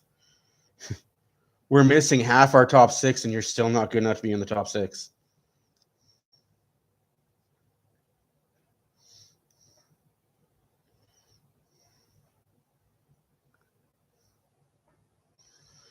And Florida controls in the Oilers zone. Whoa. Shot, save, rebound in the corner.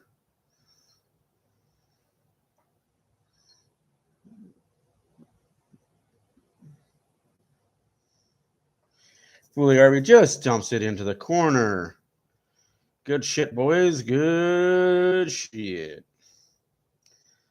Minute 15 to go. Second period. Draisaitl head up, looking for Nurse. CC, shot on goal, save. Face off deep in Florida zone. A minute left to play. In the second period, 1-1 is the score.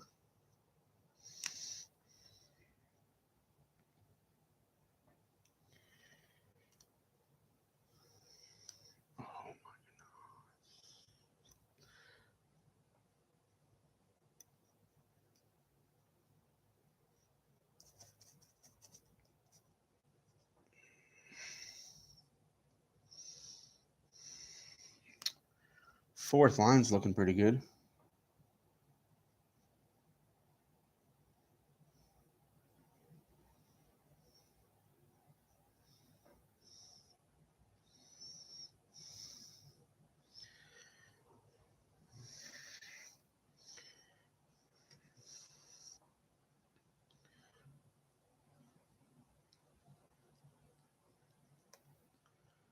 He's not here right now, but I'm sure he'll see it and get back to you. Nurse up to Hyman. Hyman gets ran out of room. Nurse holds the puck in. Draisaitl. Hyman to Draisaitl.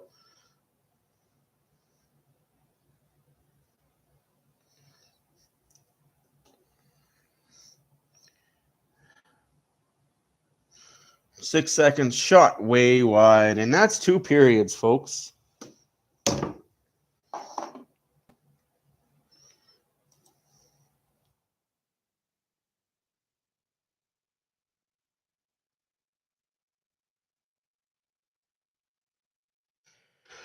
Whew. 25-19 are your shots.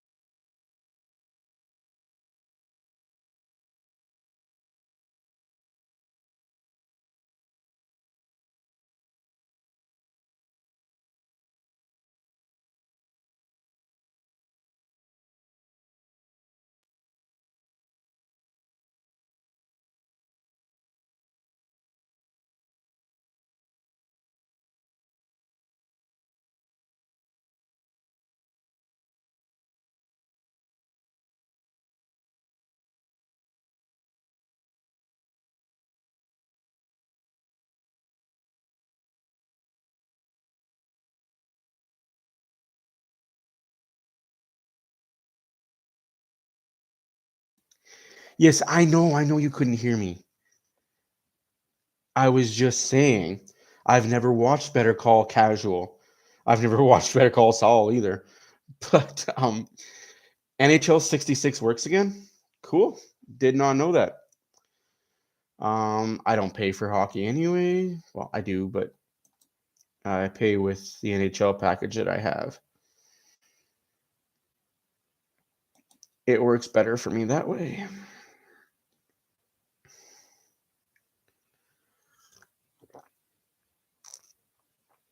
I like it.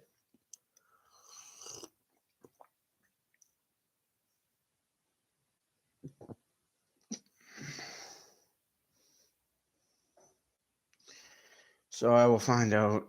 It does kind of work. It's kind of cool. I'm going to listen to some music.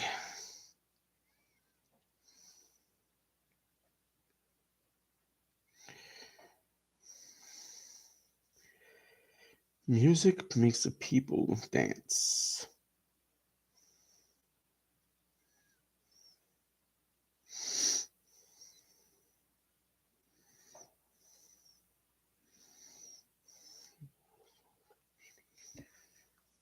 Beans don't burn on the grill.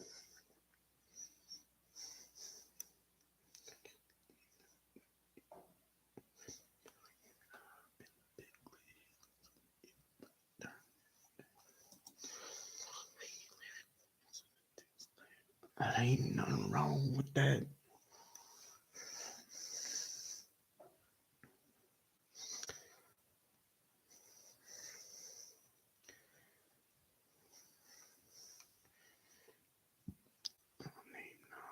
Not said, but screamed.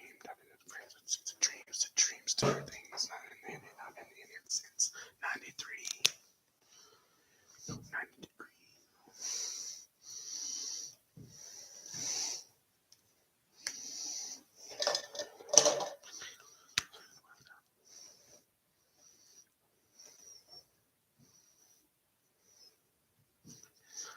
Money. What's happening?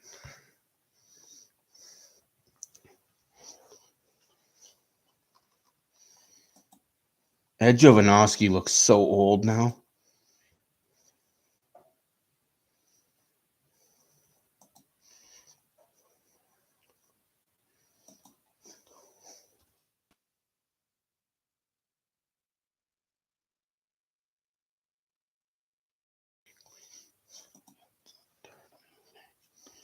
As long as we it's those dicks, but that ain't nothing wrong with that. No.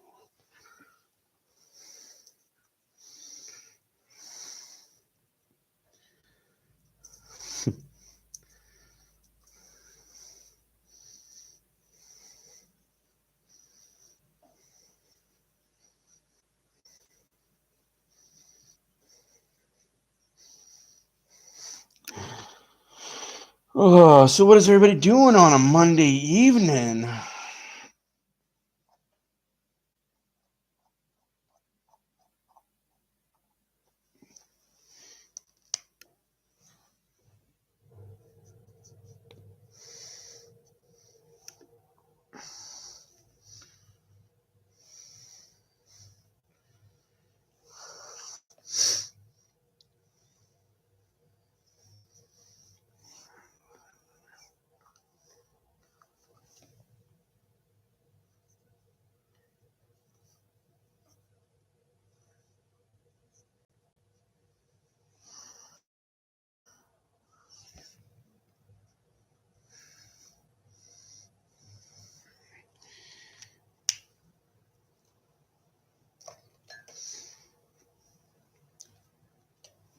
Canada's Garage.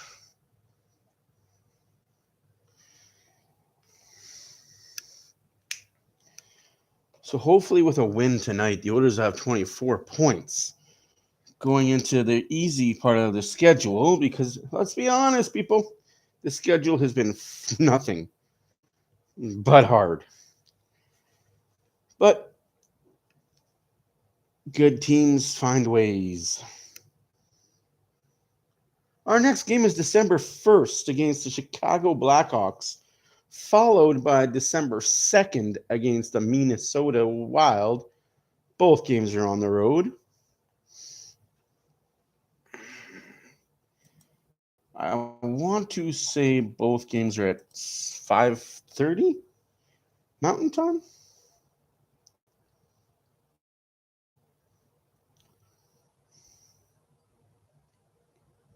No, 7:30 Mountain Time. I like that. Even on the road, we're playing at 7:30. I'll take that.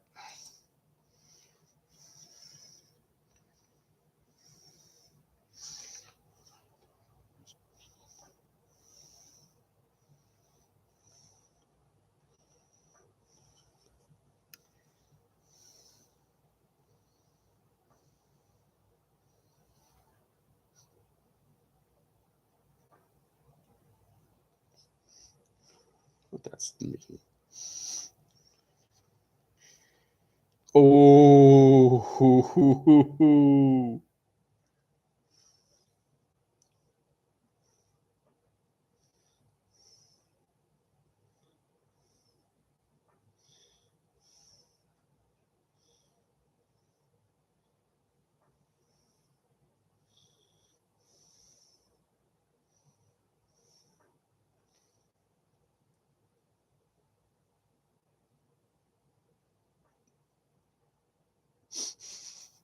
You've got way too much time on your hands.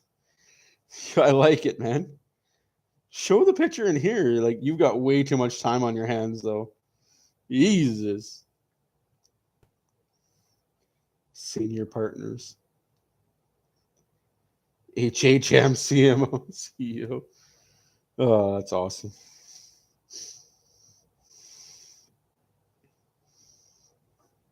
I love it. That's pretty cool.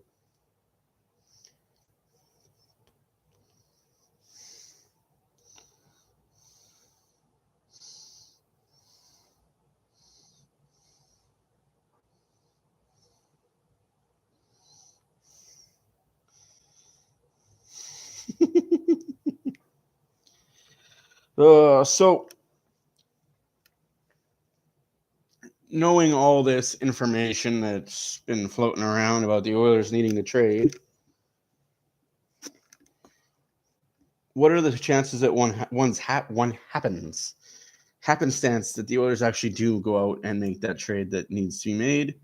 Or are we just content with what we have and hope that this team plays 500 hockey till we get better?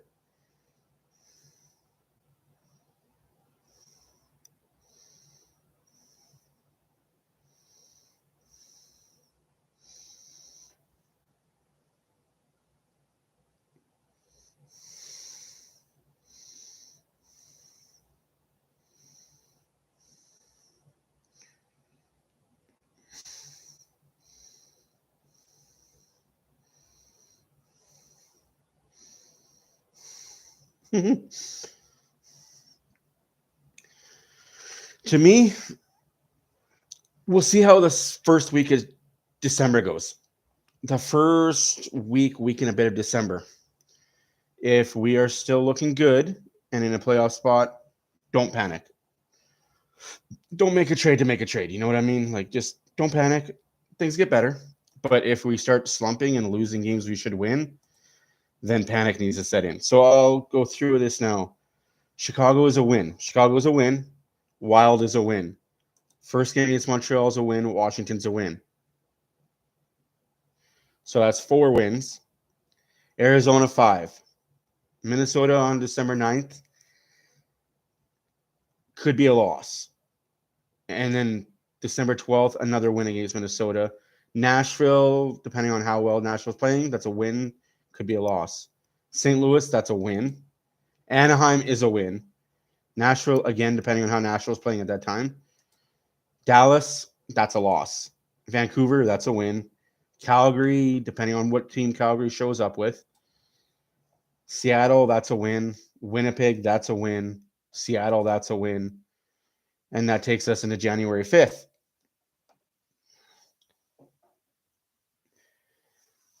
They are a line right now. The HHM.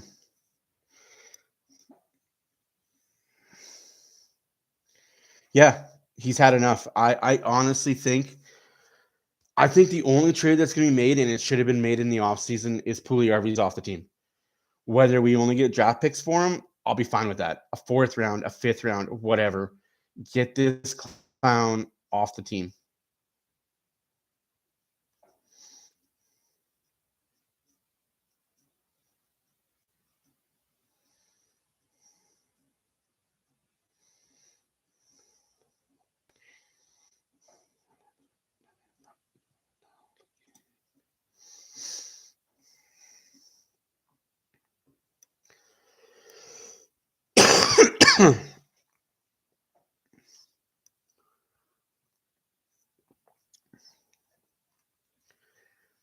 Braden, I'm going to send you a picture after the game of my NHL 23 franchise Oilers. We won the cup in 2023 with a stellar defense. We gave up like 2 goals a game, but we scored 4 or 5 goals a game thanks to McDavid, Draisaitl, Kane.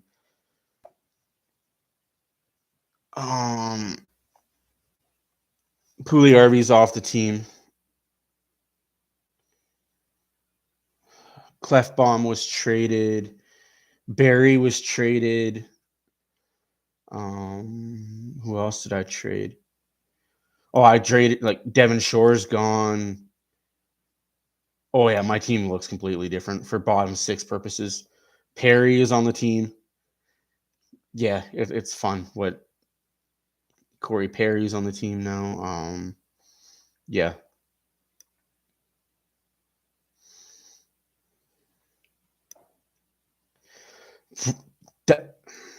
Dude, I know, and I hate Perry as an individual, but we need a player like Perry.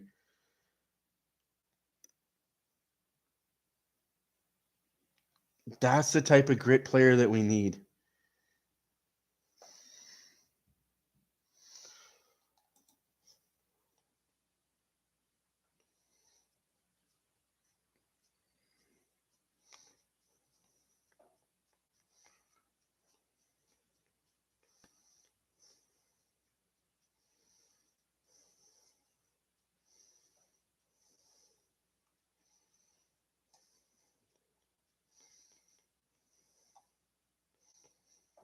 Again, Ed Jovanovski looks so old.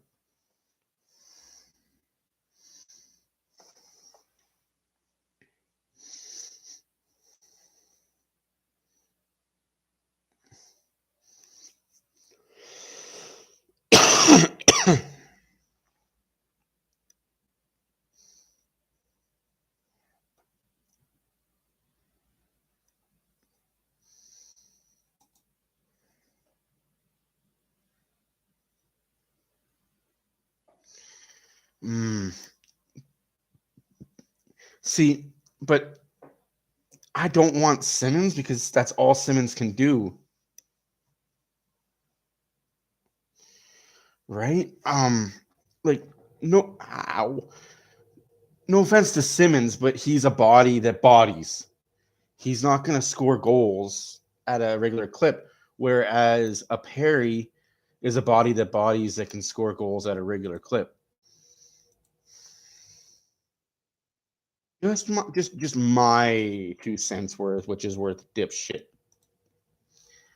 Means nothing, right? So.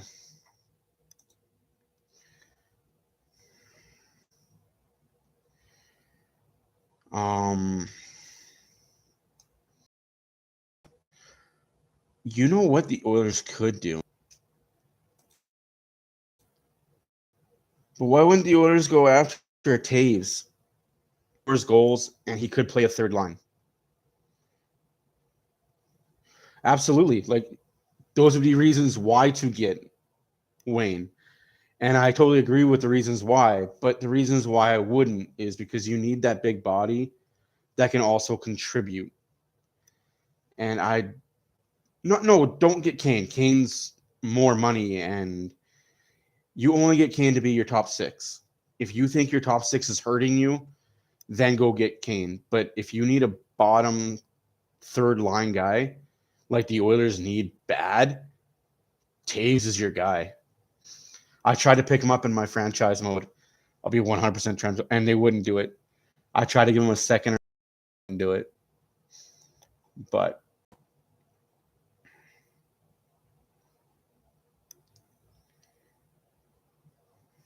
I mean, they make the same amount of money. But I just think Taves can do more than Kane can.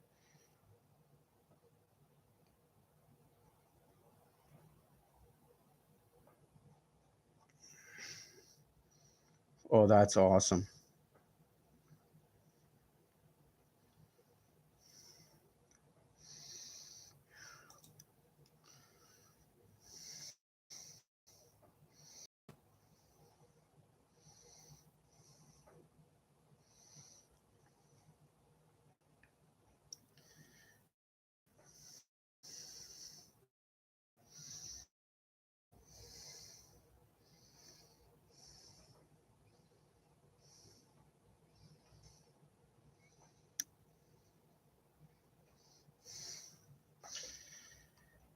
Oh.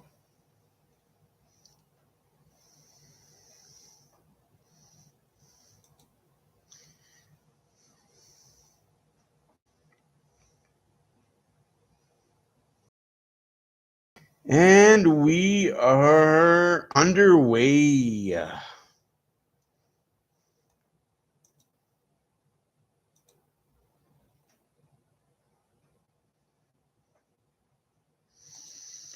Oilers lose the faceoff. Florida has control.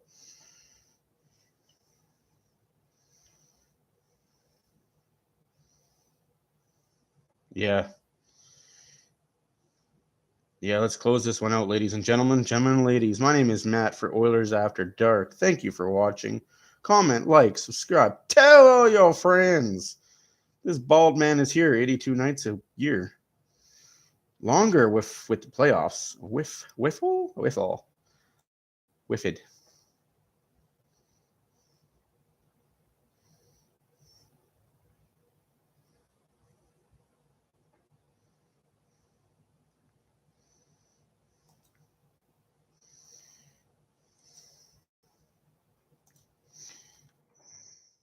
And just like that, Oilers clear the zone. Anna McDavid. Draisaitl steals.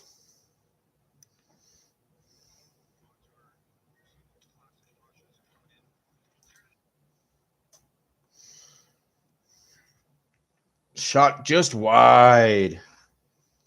Oilers have control in the Florida zone. Shot high again. Just like that, Oilers control. Draisaitl behind the net.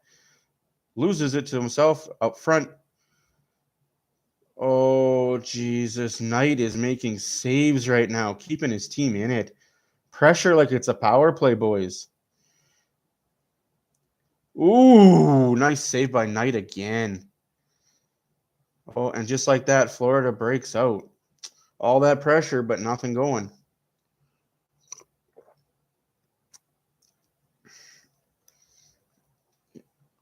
Seems to happen a lot against Oilers. The goalies just stand on their heads. Shoot, Ryan. Oh, Ryan to Bouchard. Bouchard. Oh, just cleared out. And Bouchard can't hold the zone.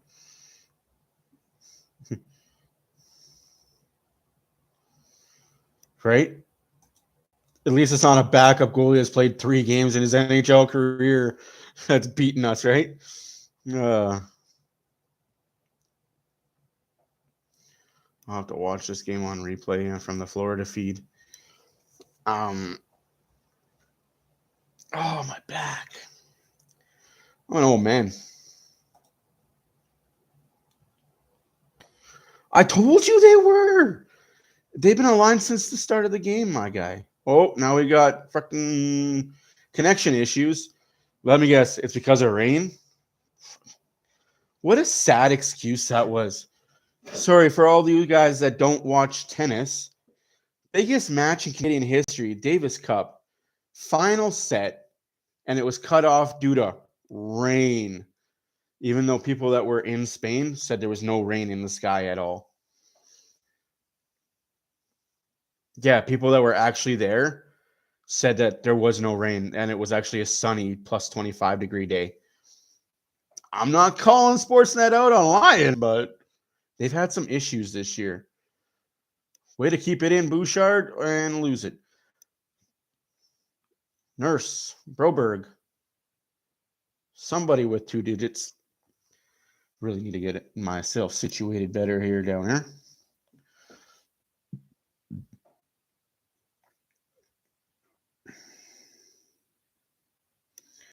Yeah, that was smart by Woodcroft to put Holloway, Malone, and Hamlin together right out the jump.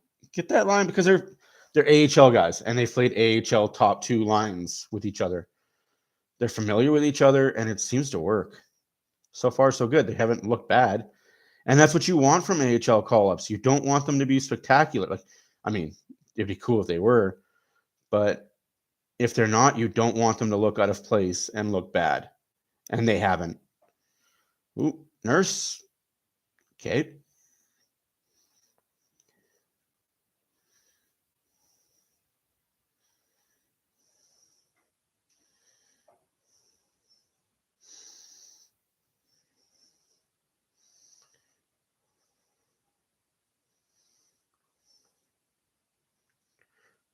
Are they really still talking about Spencer Knight when you got a goalie just as good doing the same exact fucking thing?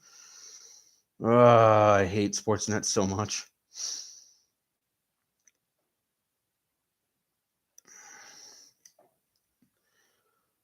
Ooh. Kept in. Draisaitl trying, but he's hooked and slashed, and I guess Gudas gets away with a lot of hooks and slashes. For a guy that's 6'5" and 210 pounds, that wasn't icing. That was not icing. Reinhart had him beat. That was sus, but we take those.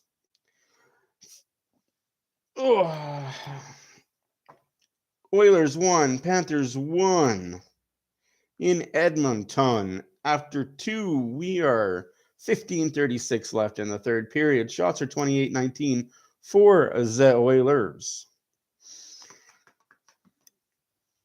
Do the Oilers have a comeback completion in them again? Or is Florida somehow, some way not icing? No, not icing.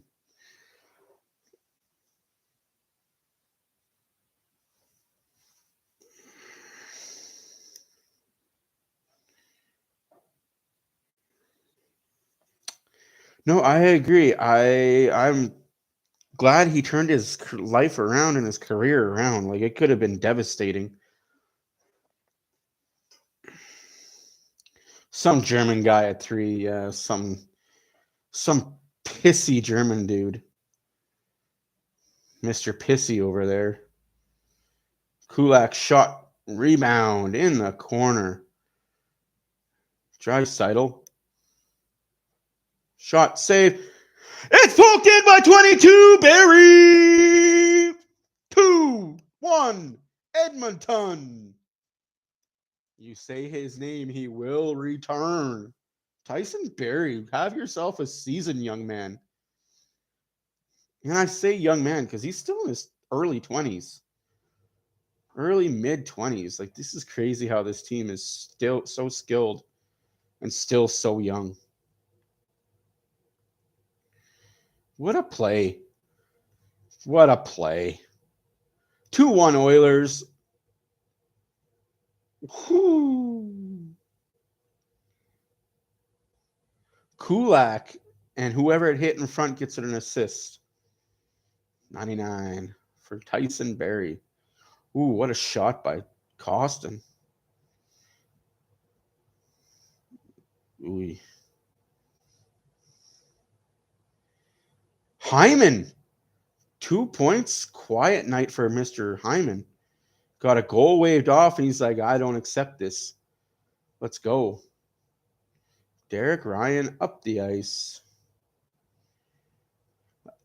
I I don't want to take credit for saying last year was an off year for Barry, but he's a special player.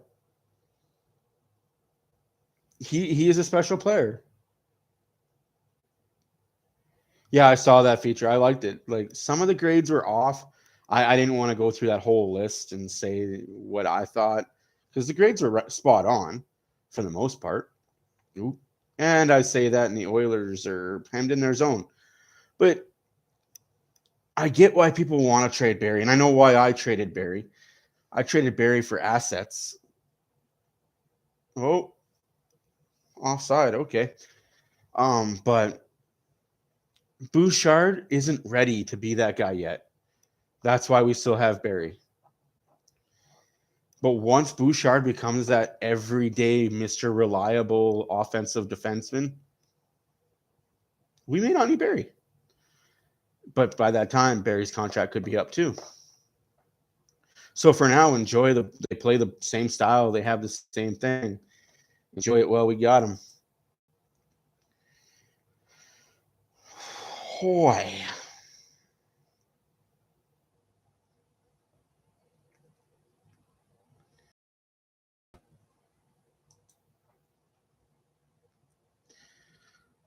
Darnell Nurse, 27. Cody Cece's 28. Brett Kulak's 28. Evan Bouchard's 23. Broberg's 21. Ryan Murray's 29. Tyson Barry's 30. It's a pretty young blue line. Like, they're not rookies coming out of university or AHL young, but in defenseman terms, they're pretty young. And our oldest forward is Derek Ryan at 35. And then it drops to Hyman, who's 30.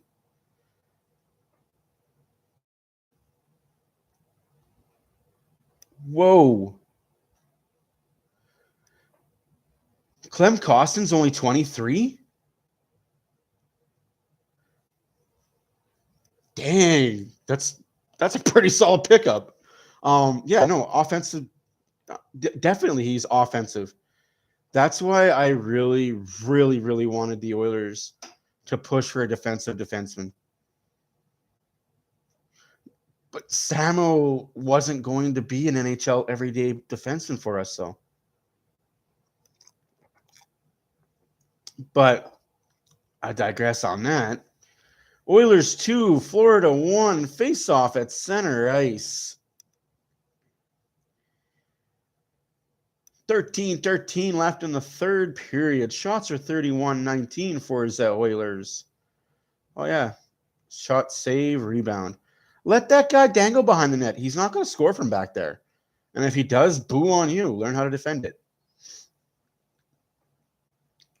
Clem Shea is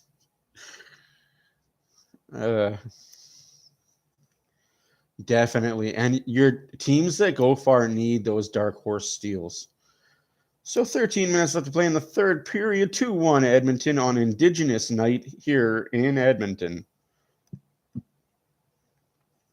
A lot of the songs they're playing over the big speaker are from Indigenous bands, Tribe Called Red, and others. If you don't know who Tribe Called Red is, please look them up. They're good powwow band. Yes. Absolutely. Oop! Nurse didn't know it was on his stick. Look down at your feet, big boy. Nurse and Cece out there as a defensive pair. Nurse rifles a pass into Draisaitl's foot. If you're going to pass it that hard, hit his tape. Good God. Those are ankle breakers. Oh, that's so unfortunate. Shot way high. That was so unfortunate that wasn't poked the other way, though. Oh, Pugliarvi, thank you for being there. Pugliarvi up to Janmark. Janmark and Pugliarvi. Maybe the two Finns will work well together. They can be out there speaking their native tongue together. I agree 100%. Kostin is what Pugliarvi should be. But I expect more from Puljujarvi because of the offensive upside he has. Maybe that's just me because I know how offensively gifted this kid is. And he's gifted. Like, Puljujarvi is so gifted offensively. He just needs to pull it all together. Oilers win the face-off. Yeah. Maybe because we have Cost and Puljujarvi's expendable. We'll wait and see when we get our top 6 all healthy, and trade deadline could be huge for the Oilers. Definitely not going to be sellers, but how big of buyers are they going to be? What a play by Skinner. Broberg gets the puck, little backhand up. Oof. Yeah. And there's going to be blow. Like any trade you make for Puljujarvi, unless it's a first or round pick, no icing, good wave off call, or a really solid top 6 guy, you're losing that trade. Or a solid defenseman. Because we definitely don't need any more goalies. Our goalies for now and the future are set. Oh, Florida's got numbers. What are you trying to do back there, kid? Kulak will fuck you up. Hamblin gets tripped, but he don't care. I love the drive and tenacity of this kid. You wouldn't even tell it's his first NHL game. Good block there by 2-4. Malone.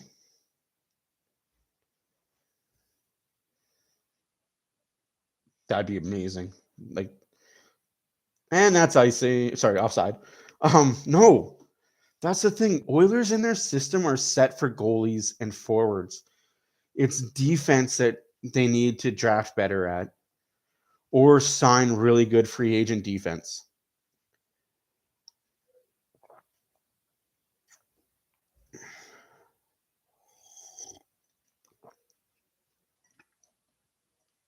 Yeah. No, that's exactly it. Any trade involving Puljujarvi is going to be a loss on paper, but will be a win on the ice and probably a loss in the locker room. But yeah, I'm definitely keeping my eye on him. Oh, blocked. CC, senor. What a race. McDavid, Draisaitl, CC from one end to the other. CC. Man, this guy's got some wheels. Who knew? He's got a little bit of up-down speed.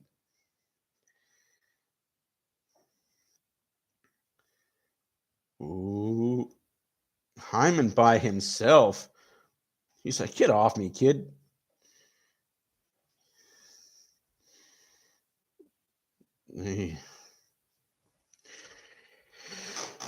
Yeah. I'm going to have to go look at the farm. And that's a goal. That's unfortunate. 2-2. Hey, we need to play better there. That was just...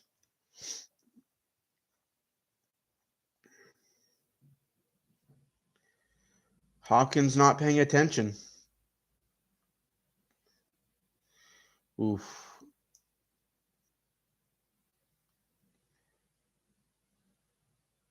Ooh, forward on the play, just slow. That was a good passing play. There's really nothing you can do about that. 2-2 in the third. Can't get mad. Tip your hat and we play on. 9 minutes left to play in the third period. Oilers just need to capitalize. Derek Ryan shot on net.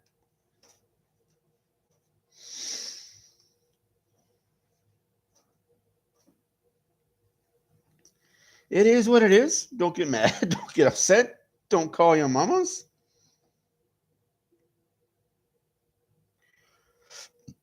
We have a close game here, ladies and gentlemen. It's everything you think that this Florida team, who's really good this year and has been good for the last 3 years, will do.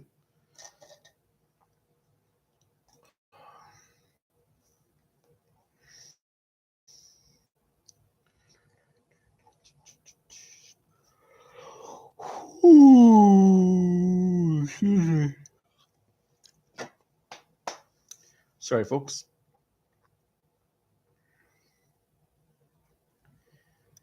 I forgot about Slater Kuda leak too.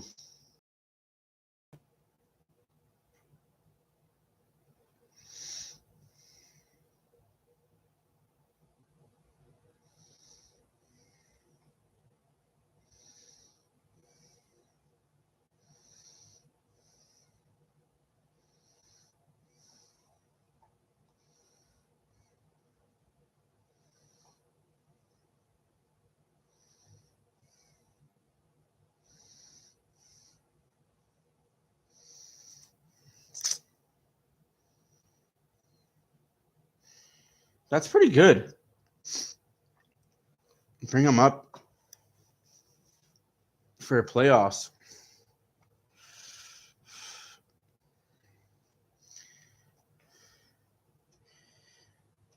Yeah.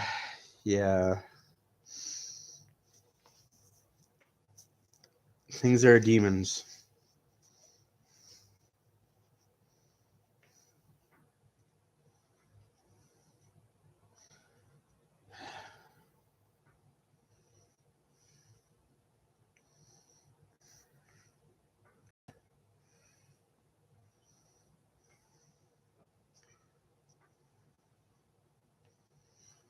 Yeah, it's all mental health, man. It's unfortunately everything's between the ears. Brains don't care.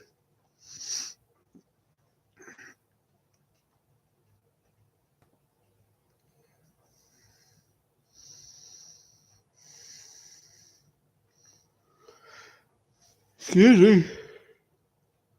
2-2, 8:48 left in the third period. 22-32 are your shots for the Oilers. They're starting to win some face-offs. Draisaitl keeps the puck alive. Draisaitl up front. There's a slash, no call, eh? That's insane that people can slash the kid so much. How does he just hook? So you'll call that, but you won't call the slash that happened previous. Wishy-washy. All right, Oilers power play. Let's get another goal here.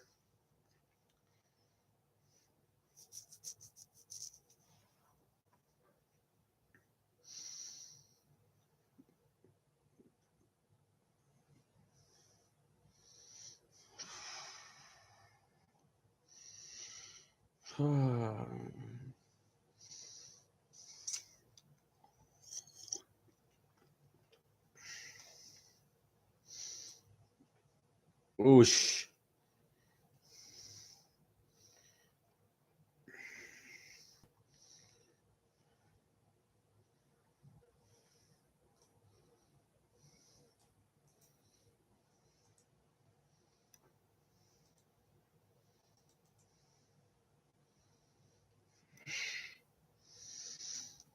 Oilers on the power play, not looking too good as is.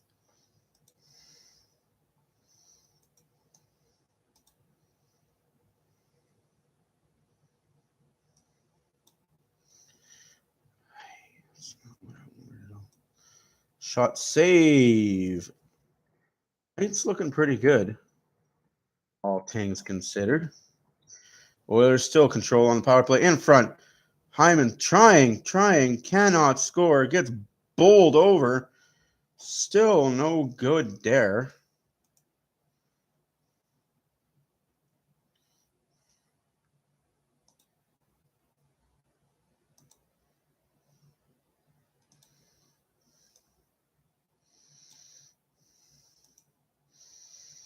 God damn it.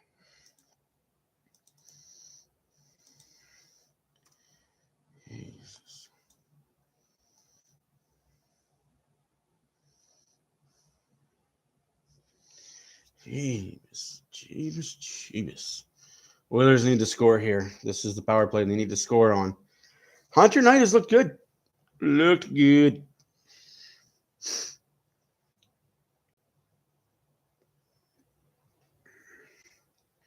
35 seconds left in the power play. 6:50 left to play in the third period. 2-2 is the score. Pugliarvi, the Bouchard. Bouchard shot saved by Knight. I thought Pugliarvi was going to take that shot. Shot off the post. I don't know. That might have went in. That might have been bar down. That might have been yellow white bar. Sorry. I'm ADHD. Leave me alone. 7 seconds to go on the power play. Waiting for a horn. If I hear a horn, we're good to go. No horn coming. It just hit red bar. I thought it might have hit the white bar inside. Would have been nuts.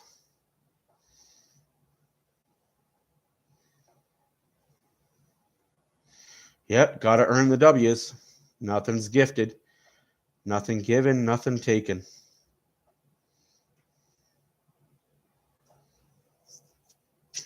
Bar down skis did not work. Ooh. Yeah, we would have heard a horn by now. Although, there's been some horns take almost 5 minutes to get blown.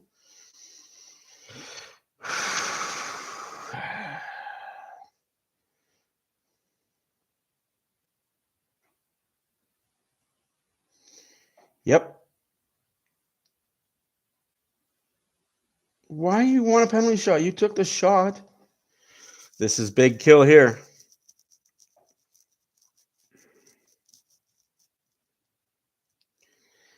That Janmark Hopkins line again got burned. I love Hopkins to death, but he's getting burned defensively quite a bit this year.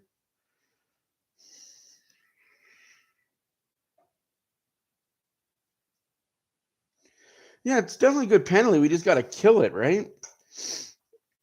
But this line is getting burned over and over.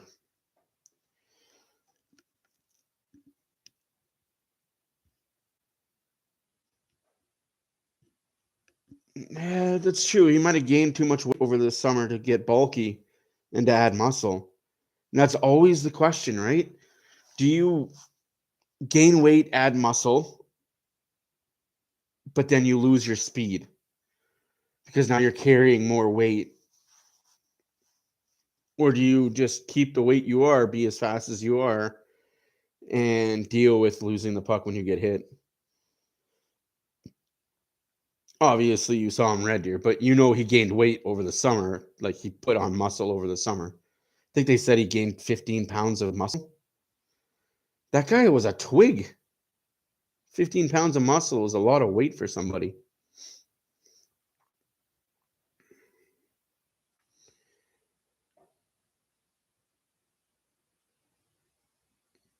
And he's not tall. Like, he's not 6'3" or anything. He's 6 foot, 6'1". So,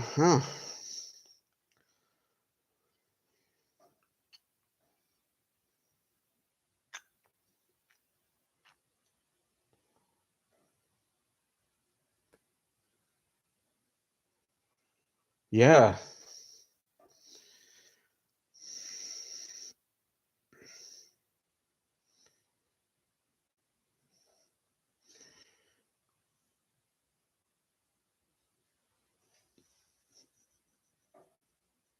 Ooh, down the ice it goes. 5 minutes left to play in the third period. 2-2.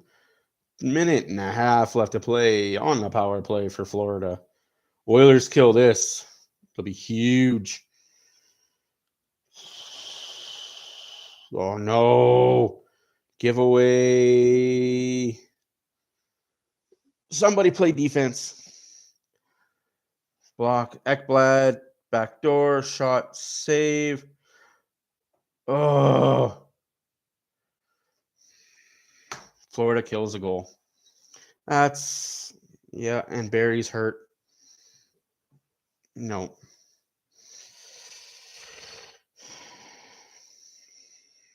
Garbage.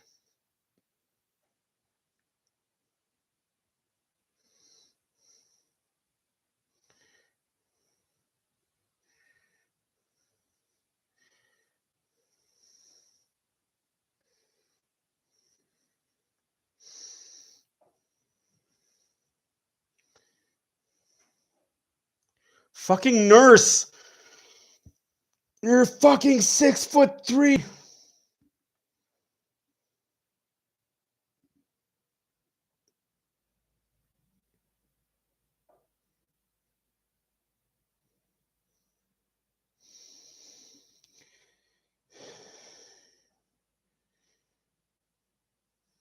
Yeah. Come on. It's like Don Cherry says, if you're gonna block the shot, block the shot. If you're just gonna flamingo it, get the fuck out the way. Because your goalie can't see around you. And that's what Nurse did there. He flamingoed it. He got down to one knee and flamingoed.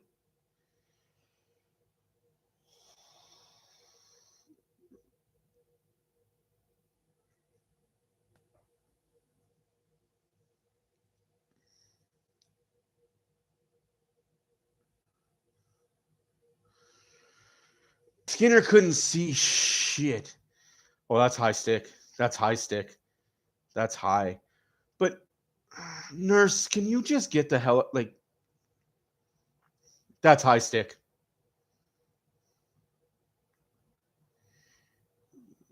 That right there. That's going to be allowed.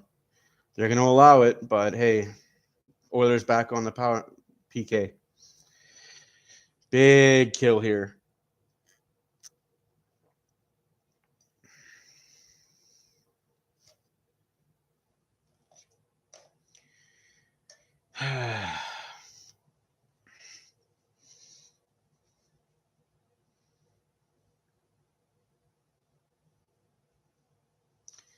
You're a joke. This league is so bad.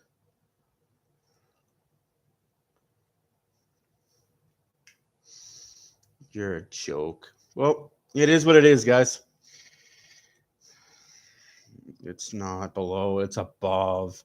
Like, your fucking blind monkey knows that's above, but Nurse needs to get the hell out of the way. 4:44 left in the third period. Florida 3, Oilers 2. Panthers on the power play yet again. It's okay. Oilers just need to kill this, go back and score. Nurse, yeah. You're not going to get those calls against American teams as a Canadian team, unfortunately. You're just not. You're just not. 3-2 Florida. It's dejecting, but it is what it is, I guess. 4 minutes left to play in the third period. Oilers kill this. They have time to tie the game, get her into overtime. Anything can happen after that.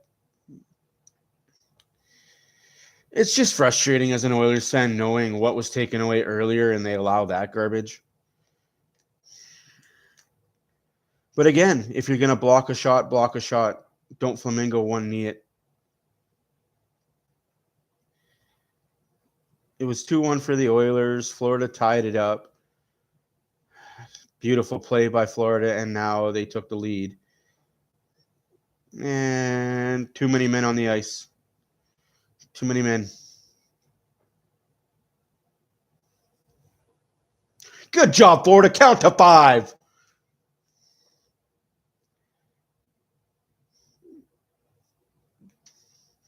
Can't argue it. Tell your men to count to 5.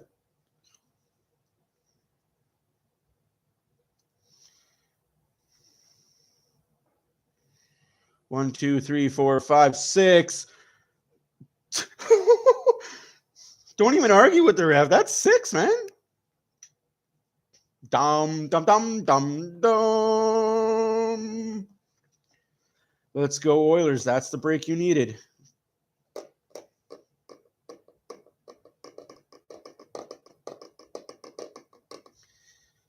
Oilers win the 4-on-4.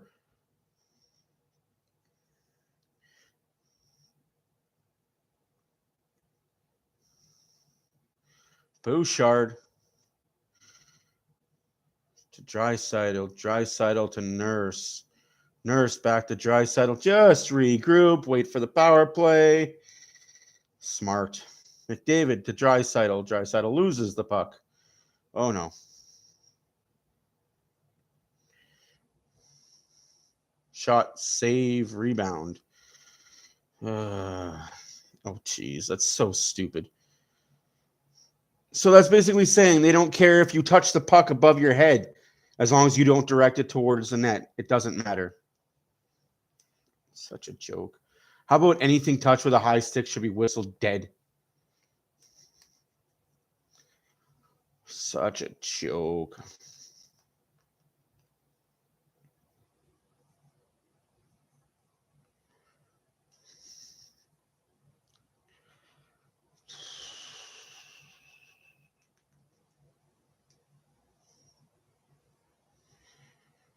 Oh, Jesus.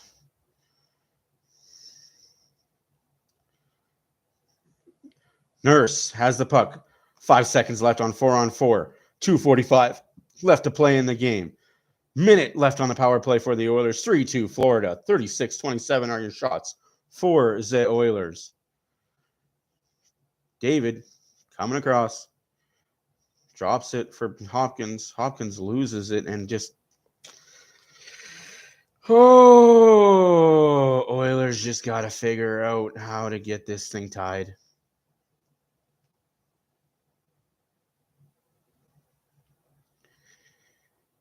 Draisaitl driving to McDavid. Back to Barry. Barry to Hopkins. Hopkins to Barry. Barry just looking to McDavid. McDavid to the center of the ice. Draisaitl to McDavid. McDavid down low to Hopkins. Hopkins to Barry. Back to Draisaitl. No shots. Barry, not a shot there. Hopkins to Draisaitl. Draisaitl to Draisaitl. Way over. We're just not shooting. It's become the Harlem Globetrotter power play we've seen all fucking year. 2 seconds left on the power play. 3-2 Florida. Minute and a half left to play in the third period.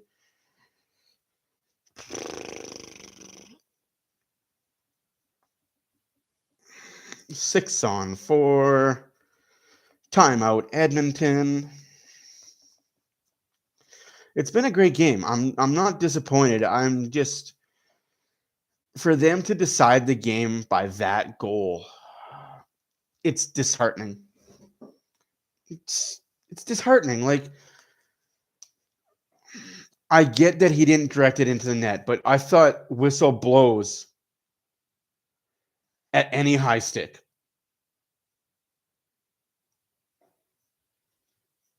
Like, so you can pretty much knock the puck out of the air with a high stick all you want.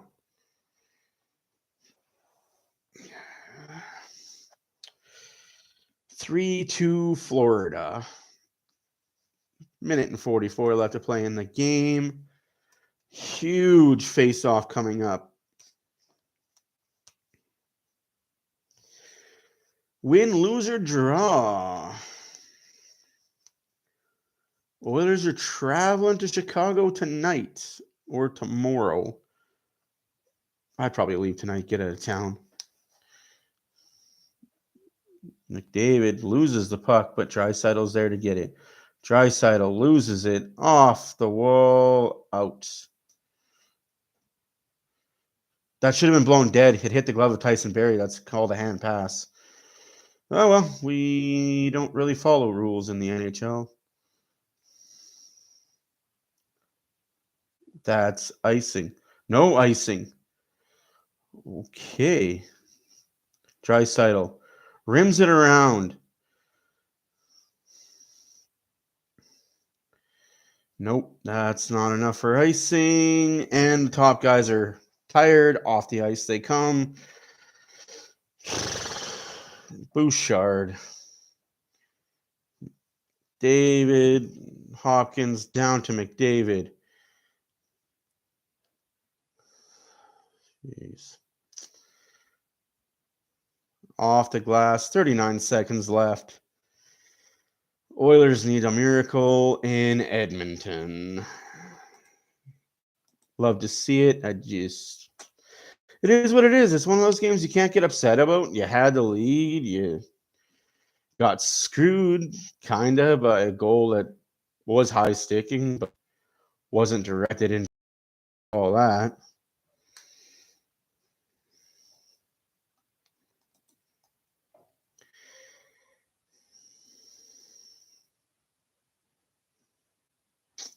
$30 left.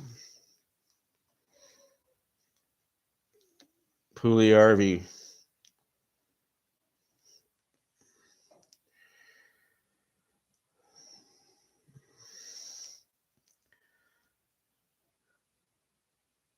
Oh, Spencer Knight with huge save again. I have 14.4 seconds left, so the game's probably over. I just don't know yet.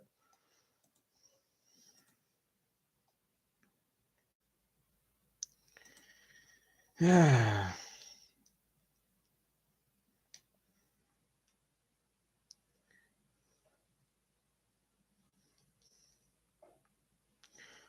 Hmm.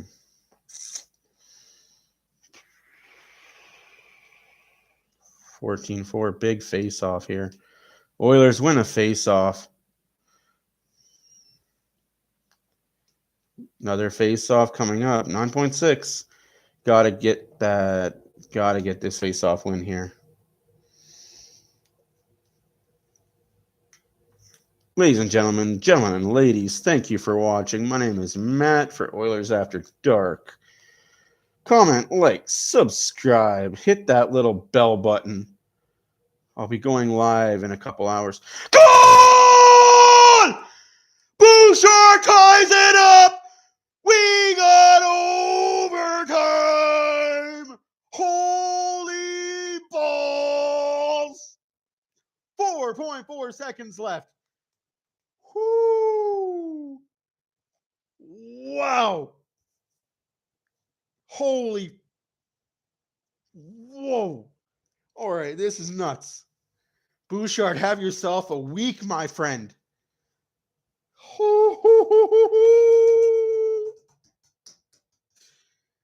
No, Oilers don't take the L, my guy, Smokey Dan. We're tied. 4.4 seconds left. Going into overtime. Wow. You missed a hell of a third period. Let's go. We got extra time. You're wrong, Dan. Oilers don't take the L right now. Let's go. We'll take the L in overtime, but we're taking this point. Not much at all. Woo.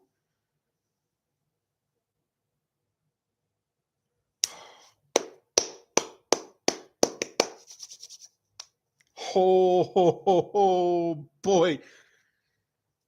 What a night. Indigenous night and all.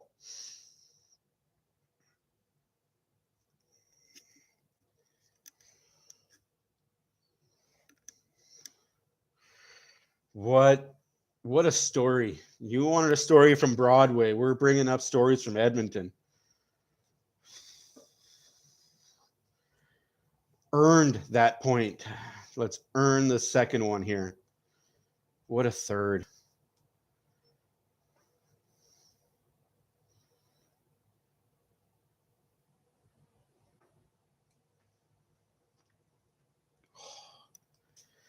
Like, that's just hockey karma. That's hockey karma right there.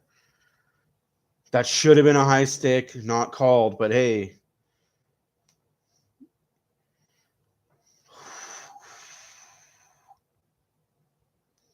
I wonder how Oilers social media was feeling 5-10 minutes ago. Probably bashing the Oilers like crazy. Tree in overtime. Let's go. We take that 1 point. Let's go.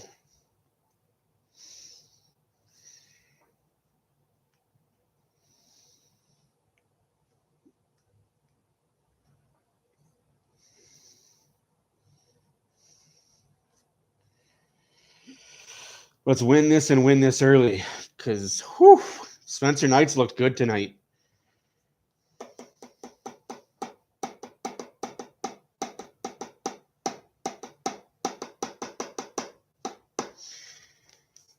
I'd love to hear the critics talk about how the Oilers are bad.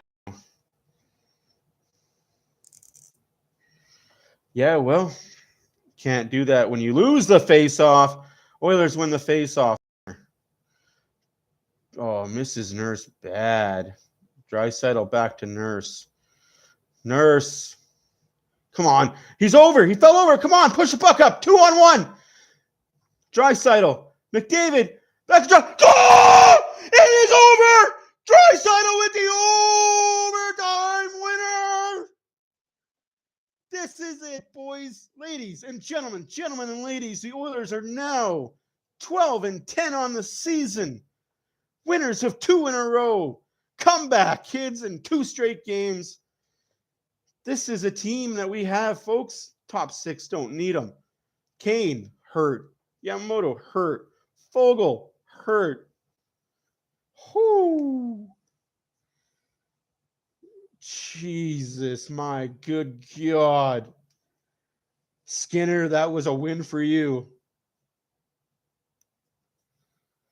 4-3 Oilers win. It's going to be a good post-game show. It was going to be a good post-game show anyway. But with an Oilers win, it just becomes sweeter. Play La Bamba Baby on to Chicago on December 1st. No more games in November. We switch the calendar over to December. Ladies and gentlemen and ladies, for Oilers After Dark, my name is Matt. Follow us on the socials. Same thing for the Oilers After Dark at Facebook. Tell all your friends. The Oilers, down players, still find ways to win. Peace and love, everybody. Peace and love.